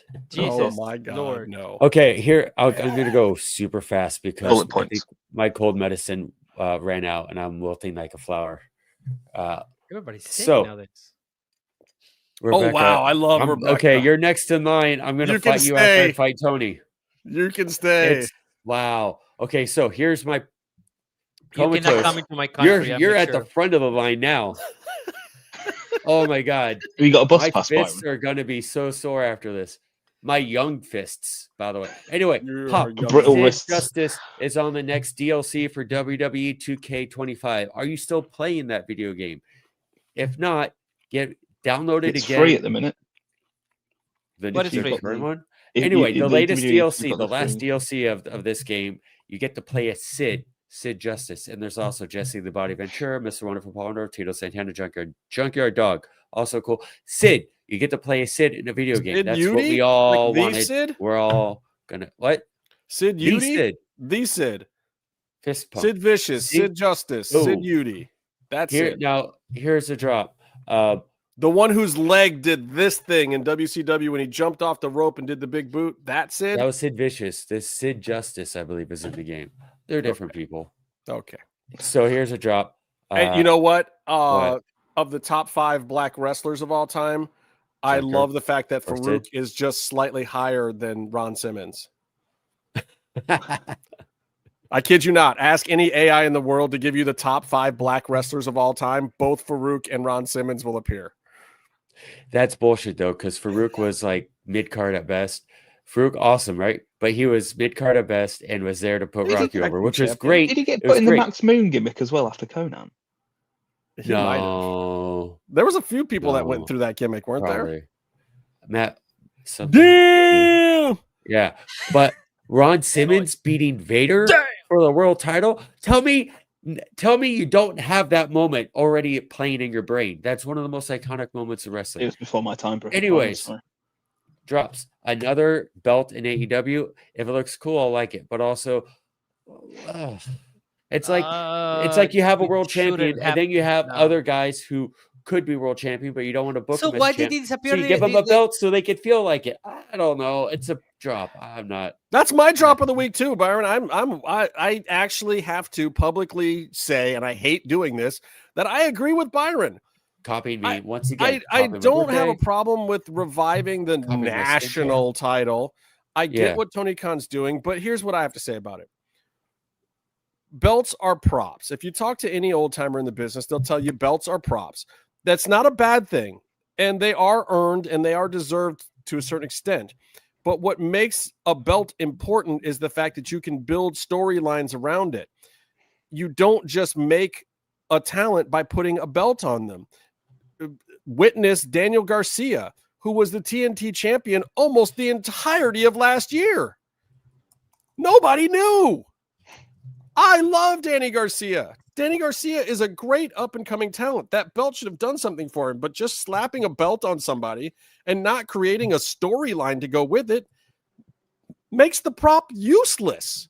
Yeah. So to Tony Khan, I say, okay, look, if you want to bring back the national title, I get it. It's a historic belt. TBS, TNT, the Turner Networks have a claim to that product. So we're going to do it, even though it's kind of a bastardization. NWA. Right. It's in WA, right? It's in WA. NWA. But it was kind of world class and some other stuff. There's some room for Turner to have a national title, which, it is a bastardization. I don't know how Corrigan feels about this, but I'm sure we'll hear at some point. Yeah. But my whole point is, if Well, you're it's doing active. that, One is active. Mike Munda Yeah. has it. Yeah. Yeah. And you have to make it mean something. And the way you're going to make it mean something is not just locker room feuds, not tough guys, not Mid-South classics with guys saying I'm better than so-and-so. We need storylines. We need reasons why these things matter. You need We need memorable compelling moments. back and forth with memorable moments. Hangman Swerve worked. it took a whole lot and it went way too far to a certain extent, but it worked. It is a memorable feud in AEW that everyone knows. People are not going to forget somebody's house got burned down and the other guy perpetrated a home invasion. We're not going to forget major crimes. And we're not going to forget the great promos that came after it when, like, that most recent one when those two were in the locker room or whatever. That's good stuff. You have to do that around the belts to make the belts mean something. Yeah. But okay, so just because I really thought a whole 45 minutes about this, when you guys tweeted, when you guys sent the put on message. your own skates. What's the big deal? Meet me on the ice. Let's go. Jesus, relax, You're going to man. fight Rebecca? You're What's gonna wrong? She put herself on the list. you are gonna get a heart attack at your age. Anyways, so what I was saying, Oh, bitch. Take some ibuprofen. I love you, man. I love you so much. It just comes out. What you guys and I've said this before is that TK is trying to Jack Kirby, Stanley, John Byron, all these storylines at the same time. So he has this background for the company. So if he activates in the Activate Championships, that's just to create those storylines that, oh, you know what? This belt was this at one point. And in the sum of things, like the company is 6 years old. When it's 10, there's like, oh my God, this the lineage of this championship. It's insane. And it's just a couple of, a decade. And he has to compete with a 1,000-year-old because he has no other connections to it. Maybe CMLL. Also, CMLL has 1 billion belts, man. That's insane. Right. So those are the things that he's doing, and I understand that part. Is it at this moment where we're living through it kind of a sour patch? Yes, sure. But eventually 10 years from now, or like 4 years from now, when we remember that time what was it? The Continental Championship was the American Championship because MJF took it to Mexico, Right. and all that BS that happened. That's how I think he thinks. Well, I don't pretend to understand how he thinks. But even that's all that's a race now because Yeah. now that belt's been absorbed into the unified belt. It's yeah, but it's crazy. still the but, like, storyline of that. And if they ununify that belt, I'm going to be super pissed because then there's definitely too many belts. We can't have a national champion, an international champion, a continental champion, a TNT champion. I want and a world regional champion. I want a Cascadia champion. Not to mention the ROH champion. Yeah. I want an A Ozark tag champion, a Northeast Palace champion, trios but champion, a 6-man champion from ROH, a pure champion. I'm still naming belts that are all con, by the way, and we're just talking about the men. the pure belts have a purpose. They have it's a specific thing though. Rules, and it's a yes. specific match. At least it's not I just don't like mind that thing. this is I going like to be. that thing. I like that, but Has that with even the been belts, they need to contested? have Who's a the unique Byron? purpose. Who's the pure champion right now? Exactly. Who has it even been contested right now? Tiger style. Tiger style. Does Lee Moriarty still have it? I'll check. Maybe, probably. Okay, I'm just saying. Last I checked, he had It it. is him. Yeah. You know what? If he All does right. it, Lee he Moriarty should. still champion. Yeah. Great. But what was it? What was his also, last big feud with that belt? he just fought someone on the RH pay-per-view, obviously. Yeah. So I love Lee. But Lee is great. he's He's a great. great champion. But like, He's make great. the belt mean something. Pretty please. He defeated My Wheeler Judah dead before Dishonor in 2024. Wheeler Judah. My one of my theories about Oh god, that's a t-shirt you can't wear. Someone needs to make that. let's do that and then do hashtag MMMshow so everyone knows it's our fault. One of my theories about this belt is that TK likes to have a work rate belt. So this belt is going to have a match that's going to be really awesome on the show. I like that idea, and they did that with Orange Cassidy and the TNT for a while. I think Will Ospreay did that with a different belt, and I just think he kind of, instead of having one belt do that, he kind of books up for a belt, and then moves on to something else, and then squirrel, and then moves on to another belt doing the work rate belt, and then he ran out of belts to do the work rate matches with. Also the whole show's work rate, but and then I think this new belt is going to be the next work rate belt, where you're going to have a 20-minute awesome match amongst all the other 20. Other than buying the belt, are you excited about this belt, Byron? Other than having It depends on the design, though. Well, yeah, let's see how it looks. Also, I think they're doing well booking it so far. But I'm not saying they're not starting off hot. I think he started off Right. hot with every single one of these belts. I think he's starting off hot with the women's tag belt, and I love that Mercedes and Athena lost tonight. I think that was amazing. I popped. Nobody was expecting that. I was not expecting that. It made I made that have whole one more episode of drop. Dynamite good. Go ahead. I have one more drop, and then I can't breathe out of my nose anymore. I hear that. Will. So you have Maybe the Dub's knocking on the Hangman. door. We got to do that soon, Byron. So you have the Hangman in a prior feud burned down a fucking house, right? He does that. He did most of these hardcore death matches, and then Samoa Joe pisses him off a little bit, and he goes, "Joe, if you fuck with me, I'm going to ruin your life." And then what does he do? He does the Tony Schiavone costume bit last week. That was so good. It was awesome.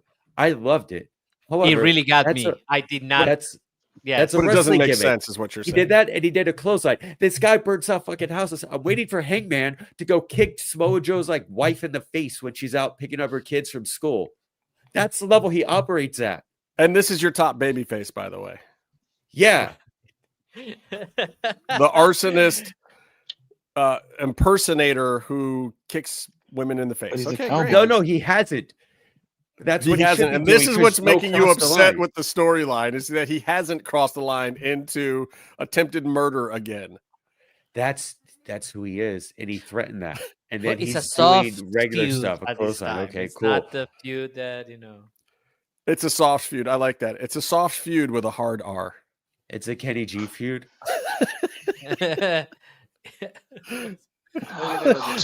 Does anybody else have a pop and drop before we get to this interview? I have a drop. Which Okay, is, give it to me, brother. Me too. If it's me, I'm gonna fight you next. well, no, don't. I've got too many jokes. It's America and tea, basically. I've seen too many videos of them trying to reinvent soccer. Yeah, we did and that. Putting tea in a microwave. And then First of all, I saying, know we succeeded at reinventing it because you just called it soccer. So well, we I called it for the audience. we won. Well, I'm you playing, won, I'm we playing won, to we my won. audience. It's on record. It's on record. It's on record. We won. You called it I got soccer. We're good. I got to talk down to dumb to people. You see, that's, Okay, you that's might. the way. I get that. Yeah, I'll give it back to you. It's still football. especially when we're talking about tea. But fuck it, just boil the kettle for fuck's sake.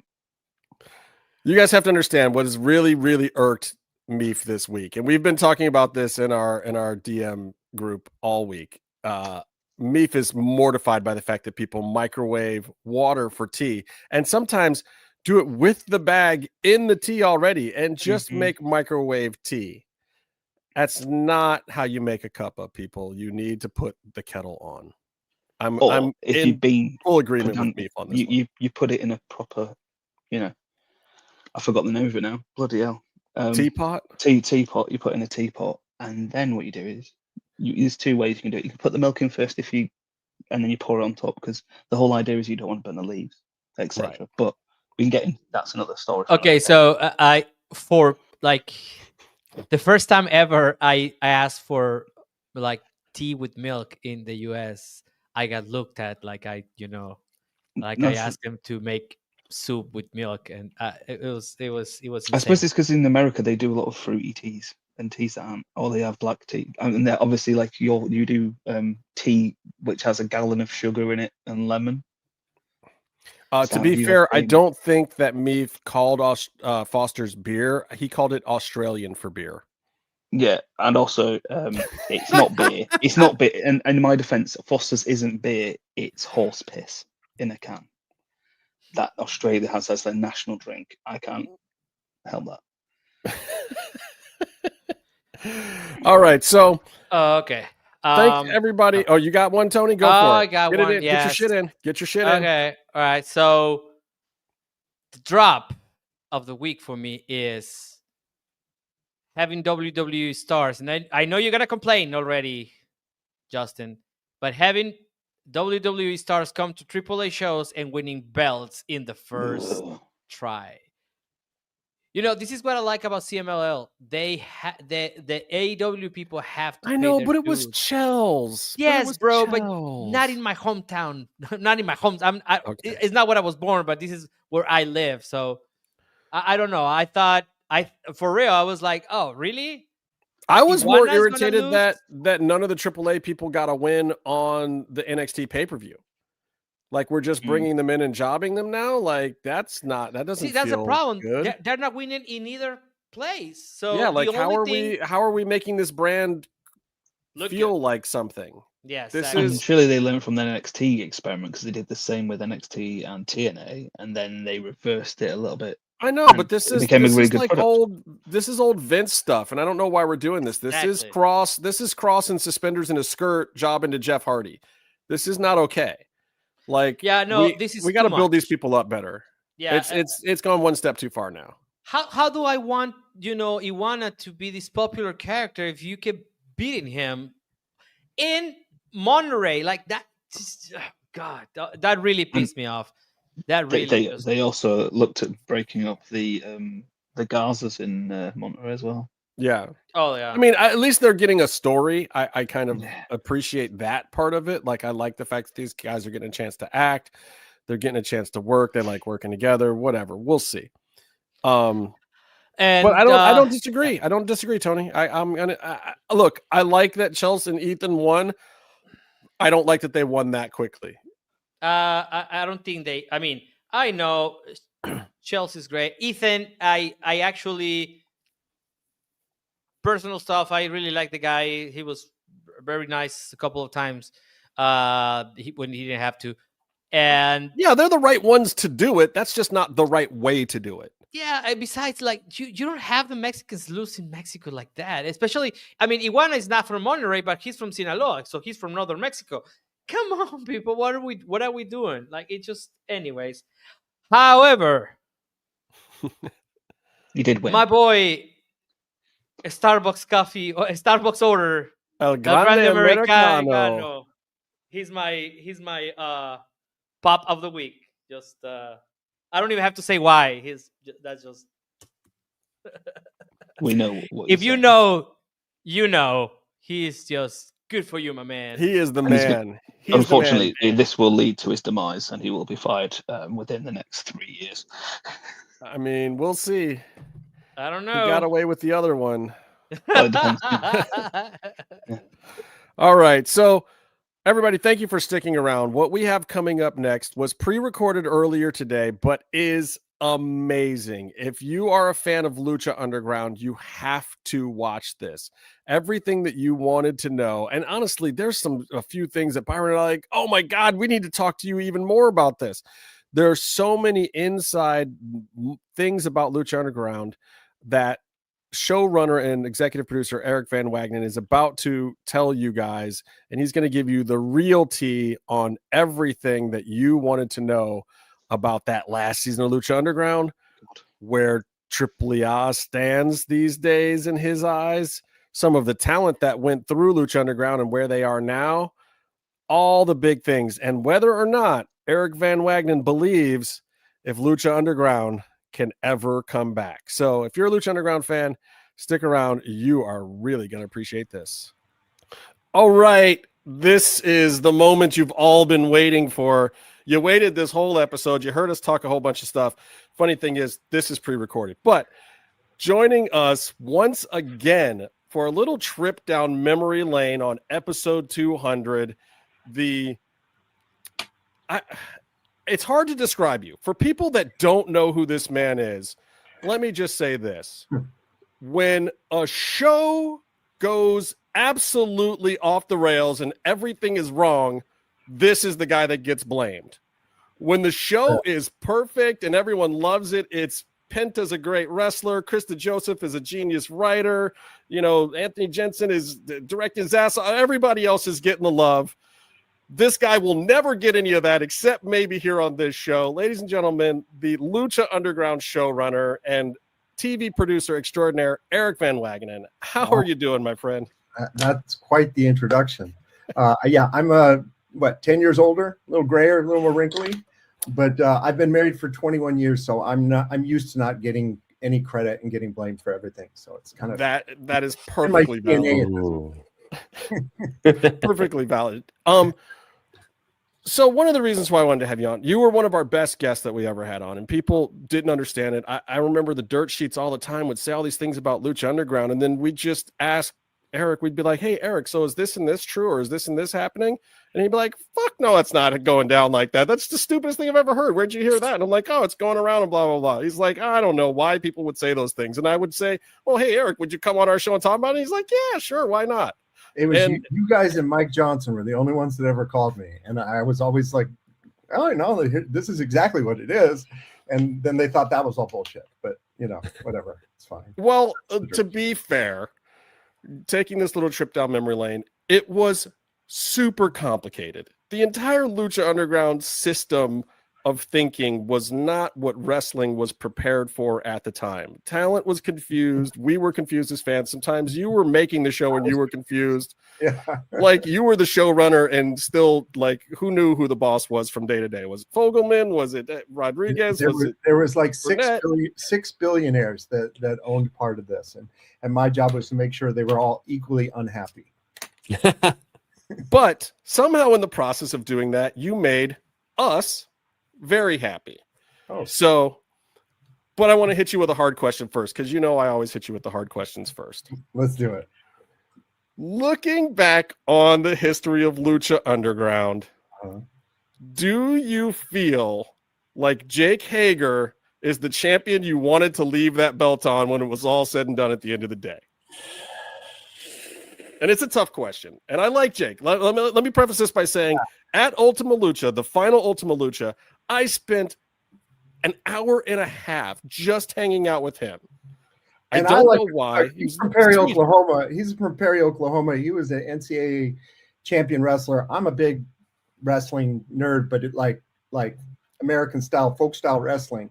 My kid did it. Like that was my sport growing up.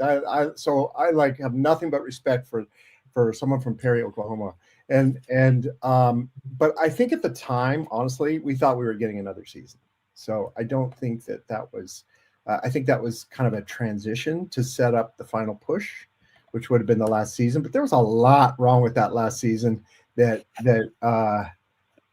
just, it showed, the wheels started to come off. It started to fray around the edges.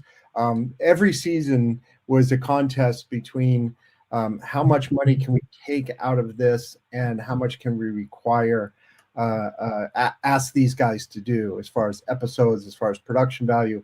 But the whole time, we were sort of like getting less and less money every time. And yet people looked at the product and thought, oh, these guys are made of money. It's kind of like why we left the temple, because the guy who owned that building was like, oh, fuck these guys. They got this TV show. They got 100 and something episodes. I'm going to ask for whatever I want to ask for. And we just, at some point we had to walk away because he wanted too much money. And talent was sort of like, hey, I've been playing ball with you guys, and you want to give everybody a raise, but you can't. And so it just hit a breaking point somewhere towards the end of that season, which is unfortunate. And I get it. Like I felt a little bit of the writing on the wall when that season, the turnaround to get it going was so unexpected. I felt like for you guys, and it was like, oh crap. So we need to get 40 work visas for guys who are barely in communication with us through a whole nother company in another country. We need to get them up here. The first Trump administration, when visas and everything just I don't think you could do the show now. I don't see how you could. It takes 3 times as long to get your passport renewed. And I don't even know how we would, in this political environment, get these guys, visas from Mexico. I don't think it's doable. It seems like it's pretty hard. I mean, it's like the people who are doing it right now, they're not doing it on any kind of timeline. Like there's a lot of guys who are all getting their visas, and AEW and WWE having partnerships with CMLL and AAA respectively is helping a lot. But I mean, there's still a whole bunch of AAA guys that can't come up here and work yet. Yeah. WWE is working on it. We had a start day and we had a wrap day, and it was like 2 months. And if it was even 3 weeks delayed, you missed the first half of the season. So yeah, there was, there was a lot of problems, that were inherent in that thing. And so it did feel like we had sort of reached a breaking point, towards the end of that season. But not to shit on Jake, because he did everything we asked and he was a total gentleman about it. So, I really like him, but I don't think that's where we want the story to end. Right. And I think that is a little bit of the unfortunate thing. And we've been openly critical with you about some of the things from the last season in general. And a lot of people criticize like the whitewashing of Lucha Underground with certain talent. And we couldn't get people from Mexico into the country. Exactly. And I wanted people to understand some of that too. And that some of that was, like, hey, let's just write our way out of this however we can. Yeah, I mean, obviously, we would have loved more lead-in time, and we would have loved a bigger budget. We would have loved to, keep it more consistent with the first 3 seasons. But look, it's TV. It was we, like you said, we were kind of making it up as we went along. We were flying without a net. We just had to sort of make things work, and that was the fun of the show, honestly. It started as this tiny little show that nobody paid attention to. And it was really a weekend gig for me initially. I was doing Apprentice and other stuff at MGM. And so it just kind of like got more attention than any of us were prepared for, honestly, at the time. But that's a credit to the writers and the production team. And people really, at the time, it was so much fun. It's rare that you work on a show that ties up all your weekends, all your free time, everything, and you still look forward to it. And you're like happy about it. Yeah, it's fun. So it's pretty rare for me to go to a live event where I stand outside on the street in the hood for 3 hours to get in and sweat my butt off and starve and not be able to get up and get food, or I'm going to lose my We did ridiculous things just to try to be a part of the magic that you guys were creating in that. Yeah. We were excited to stand outside all day long. The fans, the believers, it was something else. Like I've never seen that kind of devotion on any other show that I've worked on. Like there's like, hardcore Survivor fans and hardcore, fans of all these other things, but I don't think there's anything that'll ever top the audience commitment of Lucha Underground. So that was what was cool. So you want it to succeed, not just for yourselves and the cast and the other product. You just want to keep feeding the beast. You want the fandom and you want the people to, and it feels good when people are saying like, oh, this is the greatest show. We love this. It's so much fun. Like, it's an ego stroke. Sure. We all work behind the scenes in TV and you never get that. But, when I can walk from my car to my office and have 50 people, cheering and chanting my name and high-fiving me. Like, that really did happen. Sign me up for that every week. I'll take it. So in retrospect, do you think there is anything that could have saved it? Was there any way to keep the wheels on? Yes, I think if El Rey had found a way to make more money, if they had even had another show that had gotten any kind of attention, it was in that weird sort of pocket. It's you look back on it now, what is it, 7-8 years later? It was in that weird little pocket where streaming was starting to really blow up. And we were still on this traditional, channel, and we were trying to get a cable deal and trying to negotiate a cable deal. Like, we were probably the last cable deal that ever wanted to be negotiated. Right. But it was in that weird little sort of, there was a paradigm shift happening in broadcast, and we got kind of caught in the middle of 2 different worlds. And so I think that if it had been a few years earlier, or even a few years later, and we had a legit streaming option, we might have been able to leg it out. But I just think that El Rey sort of ran out of commitment and money from the investors, from the government, it was like during that whole initiative where they're trying to bring a diversity ownership in broadcast. And I think to a certain extent, we got crushed by the cord cutters and the streamers. Yeah, I mean, it happens. Like I was telling you before, we went on. I used to be in the music industry, and Napster like killed it for me. Like, you know, I was making $600 a day, 6-7 days a week when I started.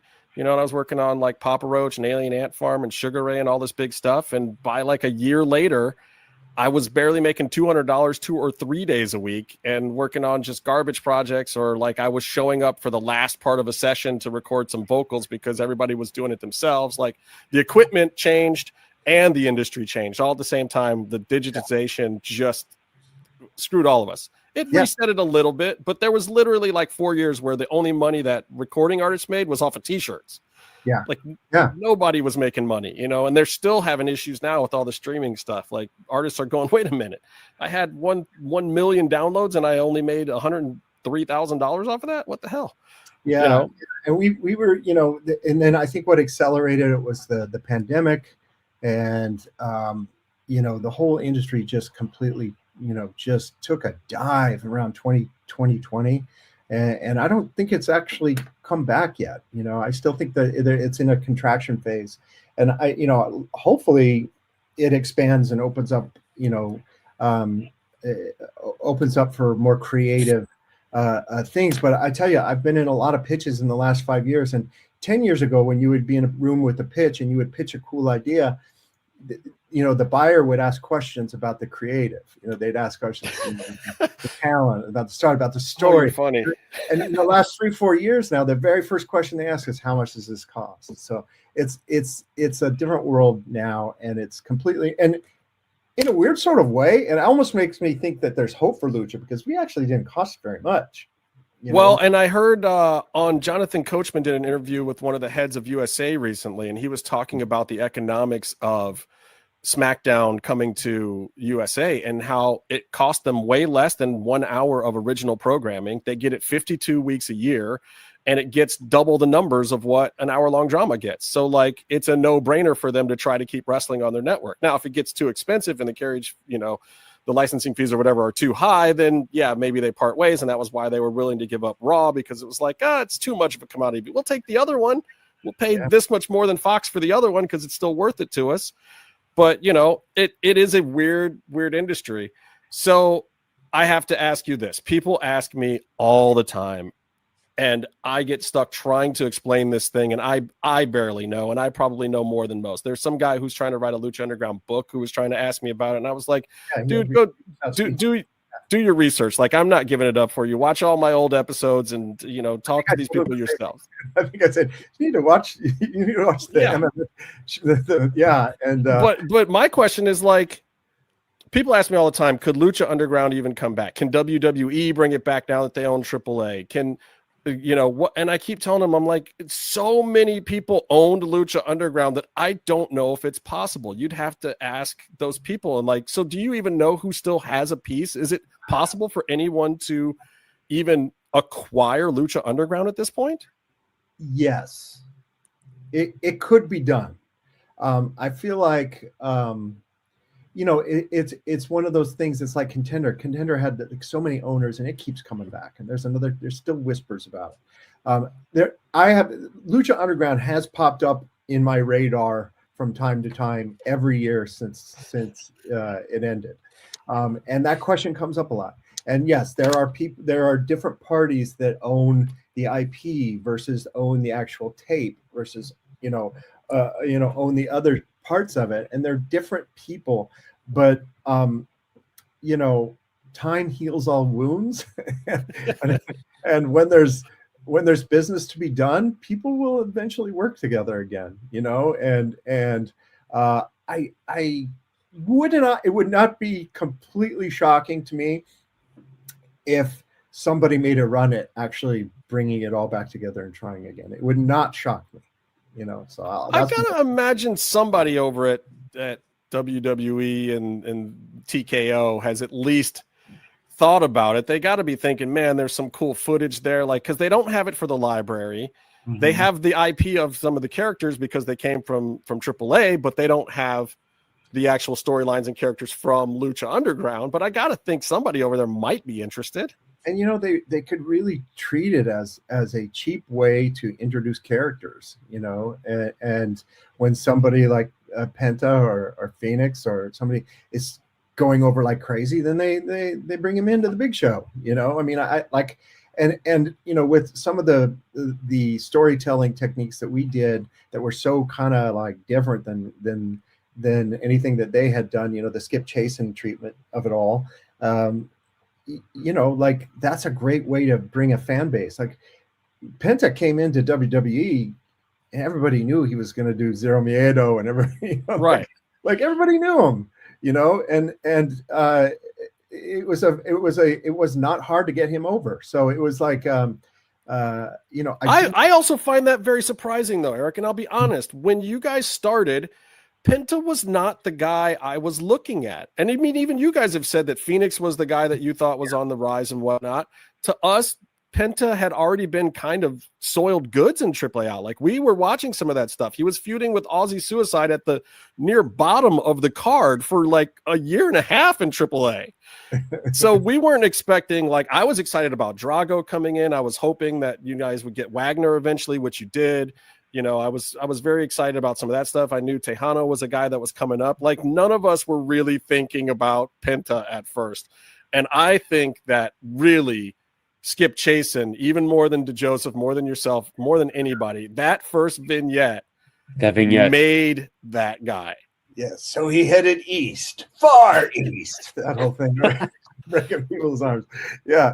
That was and you know what? It was funny about that because I had a whole like Chris and I kind of had like butted heads over this, and I was wrong on it. It was like I was like, wait a minute. We've got these guys from Mexico, and he's got this Asian theme going on. Like, what the fuck are we doing? Like, you know, like we can't have this Asian fighter faction. This is a Mexican show, and we kind of like, you know, we sort of went back and forth on it for a long time, but it just, I don't know. It is a testament to his like just charisma and his ability to just sell that character and really commit to it. And I mean, like shit, the stuff they were doing, I'd never seen it before. You know, when they came in, like I'm sure that the two of them have been doing that shit in their living room since they were 5 years old. But I still just remember this shock the first time they had a match in our arena, and when they were doing these crazy flips and jumping off the office and doing all this stuff. I was like, who the fuck are these guys? Like, we just put them in because that's who we could get. Right. We were desperate for some AAA guys, and we got Drago and Phoenix and Penta and I think one other. I forget who. Aerostar?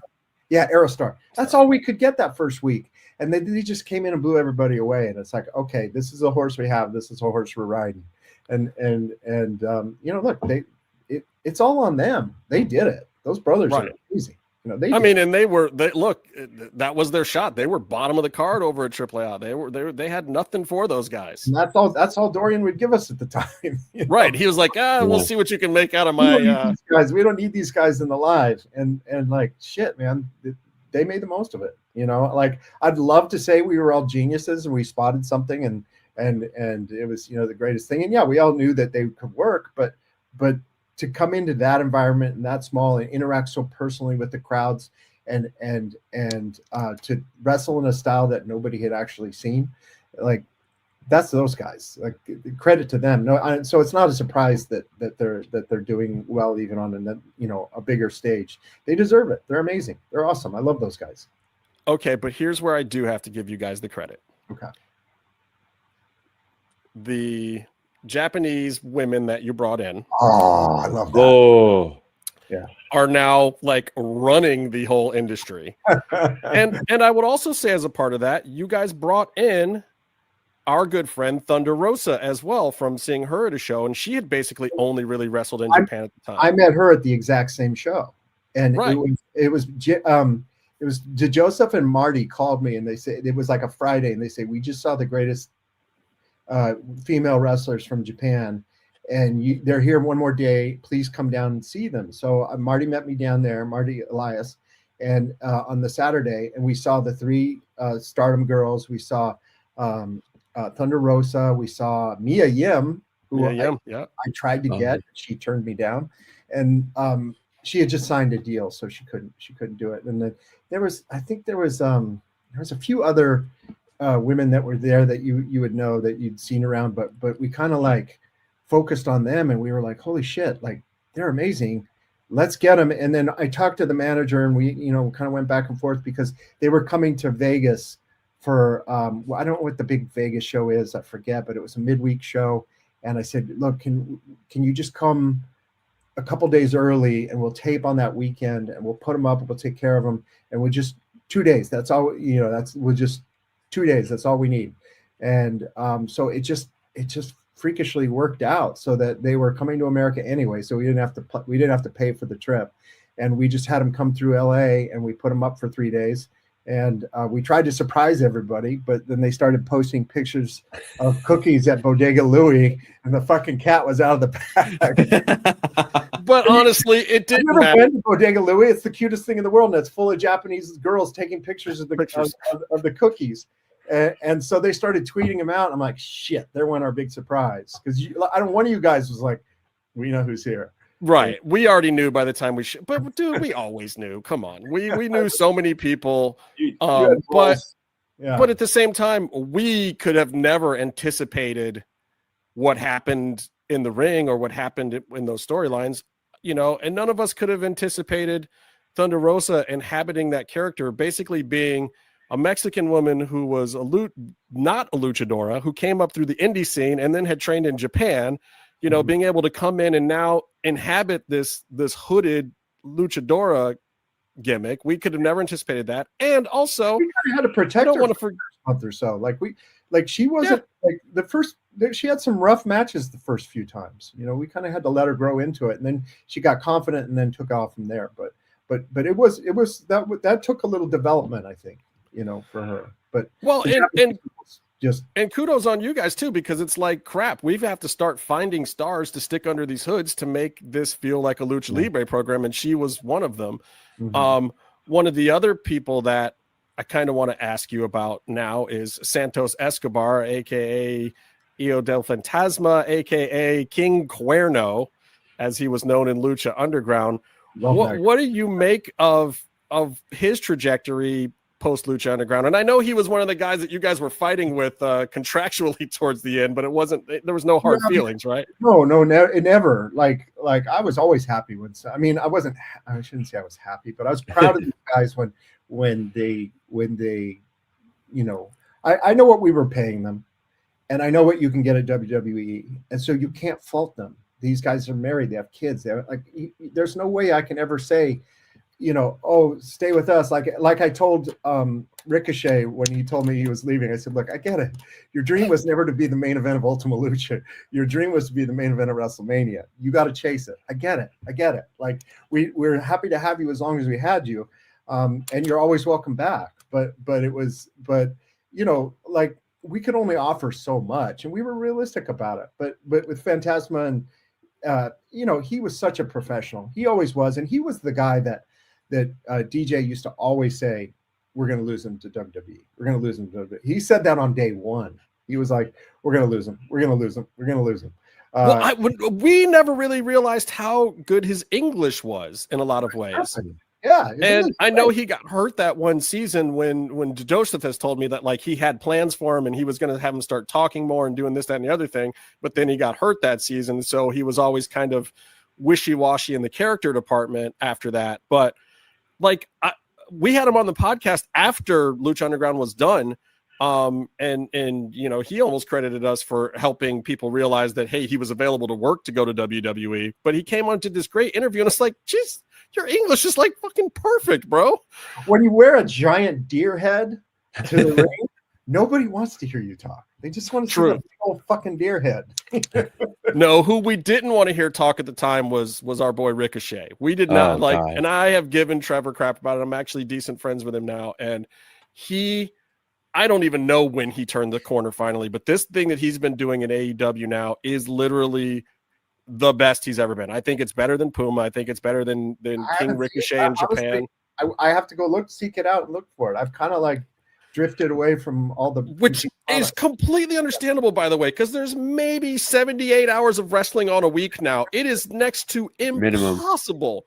Yeah. You know, we have a rule on our show where no one gets mad at any other co-host for not having seen anything in a given week because it's fucking impossible to do. And when you're not getting paid to be in the business, sometimes you lose your interest. You know?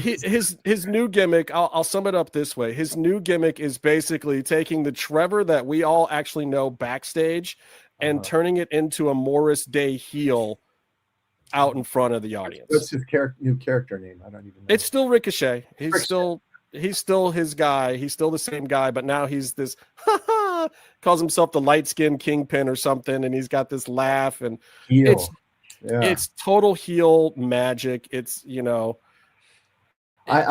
he was amazing. Like, you know, like we knew we had something special with him, and it was smart to write him with Conan doing all the talking for him. And he got to build just based solely on his performance, and I think that slow burn of him before he actually ever said anything was a really smart way to do it and roll him out. But yeah, that guy's crazy talented. I mean, you know, it was amazing. And for some reason, he even says that a lot of people don't realize that he was Prince Puma. No, I heard like, that. with those tattoos, like how did the sleeve and the chest tattoo, but you know, look, suspension of disbelief. Come on, you know, people want to believe, but no, we wouldn't have had a successful season without him. You know, it was like he was super important to the development in the beginning of the show, and we all knew that, and he knew that, but I think we were realistic that he was destined for, you know, bigger and better things, and I don't begrudge him at all. It was great, you know, it was good for him. I'm happy. I'm happy any of those guys are still making money. Well, and there's a lot of them. Let's talk about this one though. I don't know if you can see that up there. That's Kevin Cross's book, Life is Fighting, which is a phenomenal book, by the way, that I'm sure you would actually like if you haven't had a chance to read it. Check it out. Yeah, it deals a lot with kind of that you know, that male mentality and keeping it in the right perspectives, and also his journey through wrestling. But he talks about a really odd thing that we knew about at the time. Like we got to be friends with Cross after that first time that he came in and wrestled Dark. We just loved the guy. We thought we were like, I hope to God you get this job. When he got knocked out and forgot his promo, was it that one? Yeah. That was the boot on his face. That was blueprint. I just remember like DJ was so hot on him, and so I went in the control room to watch him, and he did. He had a good match, but his finish, he kind of knocked himself out, and he got up to do the promo, and he just stammered. And this was a dark match, so right. It's not out there. And he literally just shit the bed, like didn't say anything he was supposed to say, and ends up just kind of drifting off. And I remember looking at DJ and DJ going, "What the fuck just happened?" And we went back to check on him, and he had knocked himself out and just didn't even remember the finish to the match. So that's amazing. So, well, hey, look, at least he survived, and you guys did eventually bring him back. Yeah. So no, I mean, everybody loved it. And I tell you, that guy was such a pro. Like, he was the most gentlemanly, professional. Like, I knew he would fit at WWE. I knew he would get a toehold in there, because he's that guy. He's just he's a soldier, you know. He just yes sir, no sir, everything. Like, whatever you ask him to do, he would do. Like, he was impressive in his just sort of singular focus on being a good wrestler, you know. Which is part of why I was really surprised that WWE parted ways with him recently, especially after his merch sales were so through the roof. But I found that there's one story that I've always known about that a lot of people don't know about with Cross, is that he would have been on Lucha Underground TV a lot sooner, but you guys actually signed him and then let him go do a WWE tryout. And by then that season was done taping. So he didn't come back until season 4, right? Was when he finally got in. I honestly don't. I mean, I remember the gimmick he did. He did the White Rabbit, and that was season 4. Yeah. So yeah, he was doing dark matches all through 3, and maybe 3, and then you guys didn't put him into a role then because he was going off for the WWE tryout with your blessing. Yeah, 100%. Yeah, which was amazing. I mean, look, it's pretty. You have to be realistic. It's like, you got to, you know, these careers are short, and if you can come in and get WWE money for 3 of your 10 wrestling years, or however long you have, go for it. Like, we'll help get you there. And as long as, you give us enough time, enough notice, and enough creative sort of like off ramp, I didn't have a problem with anybody. I was never one who were fighting contracts. We had so many people on the roster. If somebody had a better place to be, that just opens up a spot for the next guy. So we had more people on the roster than we had space. I mean, we had a 1 hour show once a week. It's not a lot. Right. So if somebody who was getting time wanted to move on, and that left some space for the next guy. And so, like, I saw it more like that, that professional athletes, their careers are short. They have to monetize it as much as they possibly can. And I don't begrudge anybody who would do that. Byron, you got anything you want to throw into EV Dub before I ask my super important last question for him? Man, it's so long ago. I look at what have you been doing? What have you been doing? What's going on? Come on, let's catch up. No. It's just these. I don't know if you want to comment on the different incarnations of various aspects of Lucha Underground. Yeah, I didn't like that, honestly. Like when full disclosure, I have to tell you, I did consult with Conan on that behind the scenes. Because he was trying to recapture some of that, and part of the reason why we both washed out of that project was it just wasn't going that direction. I think he even talked to Joseph at one point in time too. Like, Conan was trying to make it happen, but I worked with someone who was a reality TV producer type who got hired over at MLW. So I sort of knew someone who I think was eventually involved in that venture. I still will say it was horseshit. I mean, look, it's people are looking for opportunities to cash in on something, and if it was dead with us and somebody wants to come pick the bones, which it felt like a little like, to be honest, that's going to happen. There's nothing I could do. There's no, I wasn't going to get involved in it. Nobody asked me to get involved in it. Right. I didn't love it, to be honest. I thought it was kind of like, I thought it was cheapening the brand, they had the Dario character, and like, Luis, get as much money as you can, Luis. That's also my fault. Yeah. I literally am the guy who got them Luis's phone number. Okay. I didn't hire him or anything, but they asked, and they're like, money? Did he earn some good money? I hope. I think he's still doing it. He's still doing it. So it's doing something for him. I didn't even know they're still doing it. Honestly. He is still doing it in MLW. He is their figurehead heel boss in MLW, playing the Dario character with a different name. Yeah, they're not like full on doing a Lucha Underground gimmick, but they've kind of made it their own gimmick at this point. Yeah, like but that character was clearly Dario. It's the same thing. It's the same down suit. To the bull on the desk. We wanted to call him originally Angel Ochoa was going to be his name, but Angel Ochoa is the Angel Wolf. It was the sort of the dichotomy. But Robert Rodriguez's writer had written in the Dario Cueto character, and so we were married to that because he had already done the IP on it. But we were going in a different. We kind of wanted to go a different direction with it, but that's it was technically the very first for Lucha Underground character to appear when he showed up at Triple Mania, right? Yeah, I was there for that. That was weird. Like that. That was a weird day. Um, was that your first like wrestling? No, job? that was no. I'd done Tough Enough. Tough Enough, and well, Tough Enough, but yeah. That was my first Lucha Underground, first AAA. But we saw so many people down it. That was it was Triple Mania in I forget 2014, 2013. I don't remember, but that's where we met Taya. That's where we saw Drago. There was a ton of guys. We saw what's his name? Adam Eros. I want to call him by his real name, but you've never done that before on this show. I get in trouble when I do that. Adam with the green and and Jack. You're talking about Angelico. Angelico. Yeah. And Jack. So good. Like they were all there, but we couldn't bring them in season 1 because we couldn't load it up with white people. You know, that was sort of that wouldn't have been cool. You know, so we saw them, and like, I'm going to put a pin in that guy. We're bringing him when we can later on. You know, that's kind of how we looked at it. Well, and Helico, another guy that if he wasn't made out of glass would have probably been the biggest superstar. That was so in heartbreaking. Lucha Underground. It was completely heartbreaking. Yeah. You know, you live by the dive, you die by the dive. Yeah, high risk.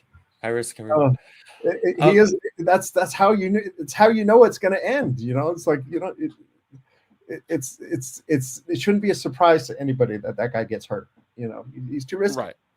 Well, and for the record, he seems very happy over at AEW, and he does a lot of he jumps on Spanish commentary quite a bit with them, which is so odd having the South African guy doing the Spanish commentary, but it works. He's good. His Spanish is great. It's perfect. Yeah, and they're such guys were great. They were so fun. And he still wrestles on Ring of Honor all the time too. So yeah, his first match at the Temple, I would just remember being blown away. I just remember, like, that's one that I remember just going, who the fuck is this guy? You know, and we, you know, I think he probably had his best run with us, but you know, yes, like for popularity and for the legacy of who and what he is, it's Lucha Underground. Crossbody, come on, Crossbody. I was watching that the other day and I was mad because I was like trying to look at your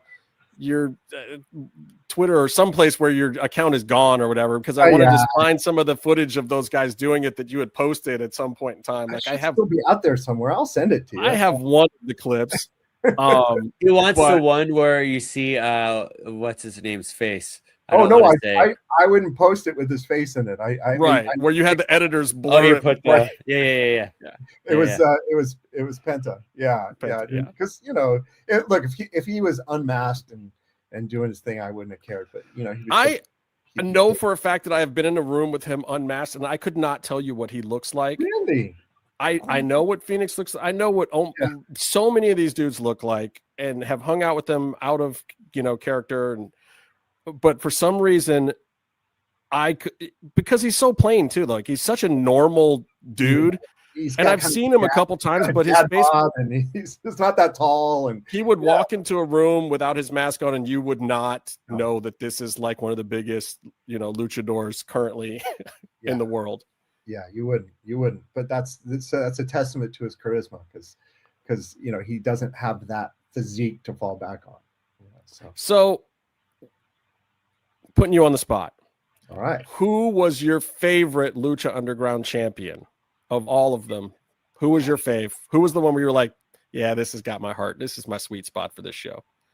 Oh God, it's kind of like picking children, right? Yes. I can make an argument. Like, I mean, part of me loves the Mil Muertes Katrina era. Yeah. You know, just because, and I guess, you know, and I'm still friends with Carly. Like, I had lunch with her this week, actually. Oh my God. Yeah. That's amazing. Yeah. And I still trade messages with Ricky, and like, I see him a lot at conventions and stuff, and he's still doing the gimmick, which is amazing. And you know, just that whole, you know, Haas, big barrel-chested luchador, like, you know, and when they took over the Temple and they had the little throne, the skeleton throne and all that stuff, and they got to build to that whole, you know, that whole season built up to him losing it. Like, that was like, I think that, and that was, you know, season 2 where we kind of knew what we had. Like, I think that might have been my happiest time, you know, like where every shooting day was so fun, and there wasn't a bunch of fucking shit happening, and people being held at the borders, and you know, it was like smooth, and it was working, and people were loving it, and like, I kind of remember that era being really, really fun and happy. You know, that was the most fun for me too, because that was when I started coming a lot more. I only came 4 or 5 times the first season. Yeah. You know, but that season I came a lot to a lot of tapings, and then the final season I was at every single taping, because it took place over 1 month, and I just happened to have a gap in my jobs where literally a week before you started taping that year, I was done with a gig, and 1.5 weeks after the show was done taping for good, I started another gig. Like I just had a month of literally nothing to do. So, and you were doing Get in line. Yeah. 3 days a week for the last season. That was so hard. That was so I mean, hard. I was like living at the temple with you guys. I was there Friday, Saturday, and Sunday every week for a month. And my biggest regret from Lucha Underground is that AR Fox was hurt. Yeah. And the filming schedule was so short that there was just like he's there at the very beginning, he's there at the very end. His injury was only a 3-week injury. I think that season would have been a lot different if we'd had him the full time, because we didn't know when we'd get him back, so it was kind of hard to ride him back in. But he was set up to really take over the show, I think, based on what he had done at the end of season 3. And he was the guy that wanted it at the time. Like people don't necessarily know, like, you know, Swerve was kind of ready to get out from under the hood, and Puma was done with wearing a hood, and Thunder Rosa was kind of over wearing a hood. Take it, yeah. Yeah, you know, Marty the Moth was getting his chance to shine at the end, which was great. I almost said Marty at the belt, by the way, just because I have a sentimental attachment to Marty. I would say Marty, if it weren't for the fact that after he won the belt, he came outside and we were talking and I was congratulating him, and he goes to shake my hand. But what he does is he places his wet chonies in my hand instead and ribbed me with his nasty wet ball sweat. Good. Marty. So now I will never claim Marty as my favorite champion now, because that my hand is still soiled from that moment. F you, Marty. Good old Marty. I love Marty. Yeah. Utah boy. Gotta love him. Yeah. Last time I saw him, we were at Micromania in Vegas. We hung out. That was recent, right? Yeah, that was Mania this year. No, that was me and him in WrestleMania. He just got back from Abu Dhabi getting slapped around. I went to go see the Glow tapings in Vegas like a month ago or 3 weeks ago, because David McLean's a friend, and I helped pitch that show with him. And it's WoW, by the way. WoW is the new one. Glow's what the did old I say? one. Oh, I called it Glow. I meant WoW. I mean, David McLean's behind both of them, but yes, WoW is the current incarnation. WoW. I went to see the WoW taping in Vegas, and that was fun. I hadn't seen wrestling in years, so it was kind of fun to see that again. And I saw all the stuff from Mascarita Sagrado was there. Like people were saying, "Oh, we just saw Mascarita 2 days ago," and I didn't even know he was there.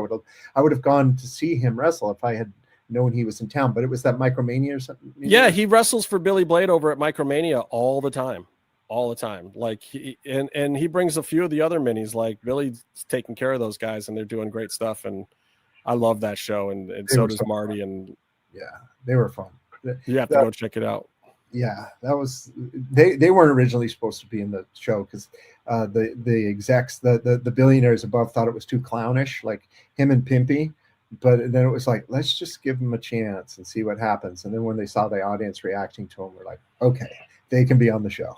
Well, and this really is my final question, where I wanted to end with you, because I don't want to take up too much of your time. And by the way, please come back again sometime. Like, we're doing this thing again, so we'll have to chop it up. I've got something brewing down next year that I might need to help plug. So you keep us in mind, because you always have a home here. But so my last question, and this is where people are at right now. Like, you guys, what you did with Lucha Underground, I think changed the landscape of professional wrestling the same way that ECW did. Like, they weren't competing with WCW and WWE, but they were influencing them so strongly back then. And I don't think right now we would have, Bandito as the Ring of Honor and tag team champion right now. I don't think we would have the Pentas and Phoenixes in WWE or these people making a big splash. You don't get Thunder Rosa being the AEW world, champion and NWA champion. You don't get some of these things without Lucha Underground, that really brought Lucha Libre into acceptance, first on the indie scene here, and then now on a global stage. But WWE has just purchased AAA. So do you feel like they're going to be able to accomplish what you guys did, or are they going to be too restricted? Like, you guys were able to do men wrestling women in your universe. You guys were able to bring Pimpy and the minis and Mascarita and have some of those comedy elements that might be not okay in the States now. Like, what is your opinion of what WWE has as a resource now that they own fully AAA? I would love to be super positive about it, but I don't think I will be. Okay. There's very few instances where corporate America makes creativity better, you know. And when you're selling Subway sandwiches on your show, you're not going to let a guy hit a woman in the face with a chair. You're just not. We had nothing to lose. We had Cricket Wireless was okay with that. You kidding? Have you tried Cricket Wireless? So we did what we did out of necessity. You know, we ran out of people. We needed Sexy Star to come in and do a run in because there was nobody else in the back. So like so much of the shit that we did, I'd love to say it was creative genius, but a lot of it was just out of fucking necessity. Like we had to do something, and they have too many options over there at WWE, so they don't have that hunger of like, well, what the fuck are we going to do this week? We've got 3 shows to shoot in one day. You know, how do we make the most of this? And you know, they do have, and look, things may have changed over there since Vince departed. You know, it seems like maybe that's probably it, but they're still they're $1 billion company. There's a board of directors. There's sponsorships. There's a whole floor of lawyers in the Death Star there in Stanford. You know, it's like we were just like this little group of, you know, shitheads that just kind of wanted to have fun, and nobody was minding the store. So you know, it was Chris and Chris were coming up with the craziest shit, and my job was to get it past the owners and to get. You mean Pentagon in a sex dungeon was crazy? I don't know. Oh, that was so good. Now, I'll say that a lot of the shit we got away with was thanks to Skip Chasen, because that dude has some darkness in him somewhere. And but he makes it all so sexy. He makes everything look. And he's such a nerd for like those great classic like Shaw Brothers martial arts movies and horror movies, and he's just got this amazing you know, the stuff he would come up with was he took, you know, something on the page and you know, it looked like a B scene, and he would just find 3 shots to shoot differently that we weren't expecting, and he would elevate it to this just A+ stuff. So it was like you know, his creativity you know, with Chris's writing was just, you know, it was just kind of magical in a lot of ways. It was just like you'd see this, we'd sit down to screen this stuff, and I'd be like, how are we producing this? It's crazy. It's too much. It's out there, and yet nobody was telling us no, you know. And I had a good relationship with the MGM lawyers, and I could usually talk my way into. I'm good at talking my way into shit, and you know, we just didn't have a whole lot of guardrails, so we got away with so much stuff. And I just don't know that that exists at WWE. You know, I mean, it'd be awesome if they could just take that part and create their own team that's away from everybody else, but I don't think that's how they work over there. I think no, it feels like it was that way for a couple of weeks, and they sent Jeremy Borash, who did all of the Matt Hardy delete stuff and all that crap. They sent him down there. He's friends with Conan, and I feel like they got it kicked off to a good start, but now they're back kind of under the company radar, and it's business as usual now so far. So, but we'll see. They've got shareholders. They've got shareholders. I love your old stories about how many lawyers you went through, how short of a time they would last. On that show. They'd come mostly because of me, I think. Yeah. Like this kid out of college, it's like their first like gig at the firm or whatever. They show up to the temple. Yeah, I was 20 something years in, and I want to print out my email. I could do a book of just of emails to lawyers where I would dissect their note and just make them look completely foolish, and it was just like a sport because I had nothing else to do. But it was like, yeah, we went through a lot, and the MGM was kind of a lawyer factory, and so if they could survive a couple of months on Lucha Underground, then they get to go to Survivor, or they get to go to right. You guys were the perfect testing ground. Yeah. But if they could get past us and we didn't kill them, then they usually could survive at the company. So well, I still have love for Sparkles coming out and getting hit with the honestly, bodily fluids thing. And the turnover was part of what made things work, because there was nobody there that remembered that we tried this in the first season. so we would just feign ignorance, like I don't know what you're talking about. We never did that before. And so because there was no continuity between the MGM lawyers, we could pull the same shit on the next progressive one. So it was a unique situation. I love Mark Burnett, and he just let us do what we wanted to do. And it didn't get, he had so many other things to worry about that he was not going to be concerned with what this crazy. Well, he trusts you. You've made the guy a couple of bucks here and there. So let's just, a lot of people have contributed to building that company, but Mark knows what he doesn't know. And he is the best boss to work for when it comes to, okay, you've proven that I can trust you, and now I'm going to let you do what you do, and I'm going to stay out of your way. So he was that. It was great. Well, you've proven that we can trust you as well too. I love the Tough Enough stuff you did. I'm a huge fan of the Contender. No love for Legends House. Come on, man. I never watched Legends House. I never watched it. I'll be completely honest. I never watched it. Remember Brandon, your camera up? Yeah. Yeah, I worked with him on Live Rescue. Yeah, he was great. Yeah.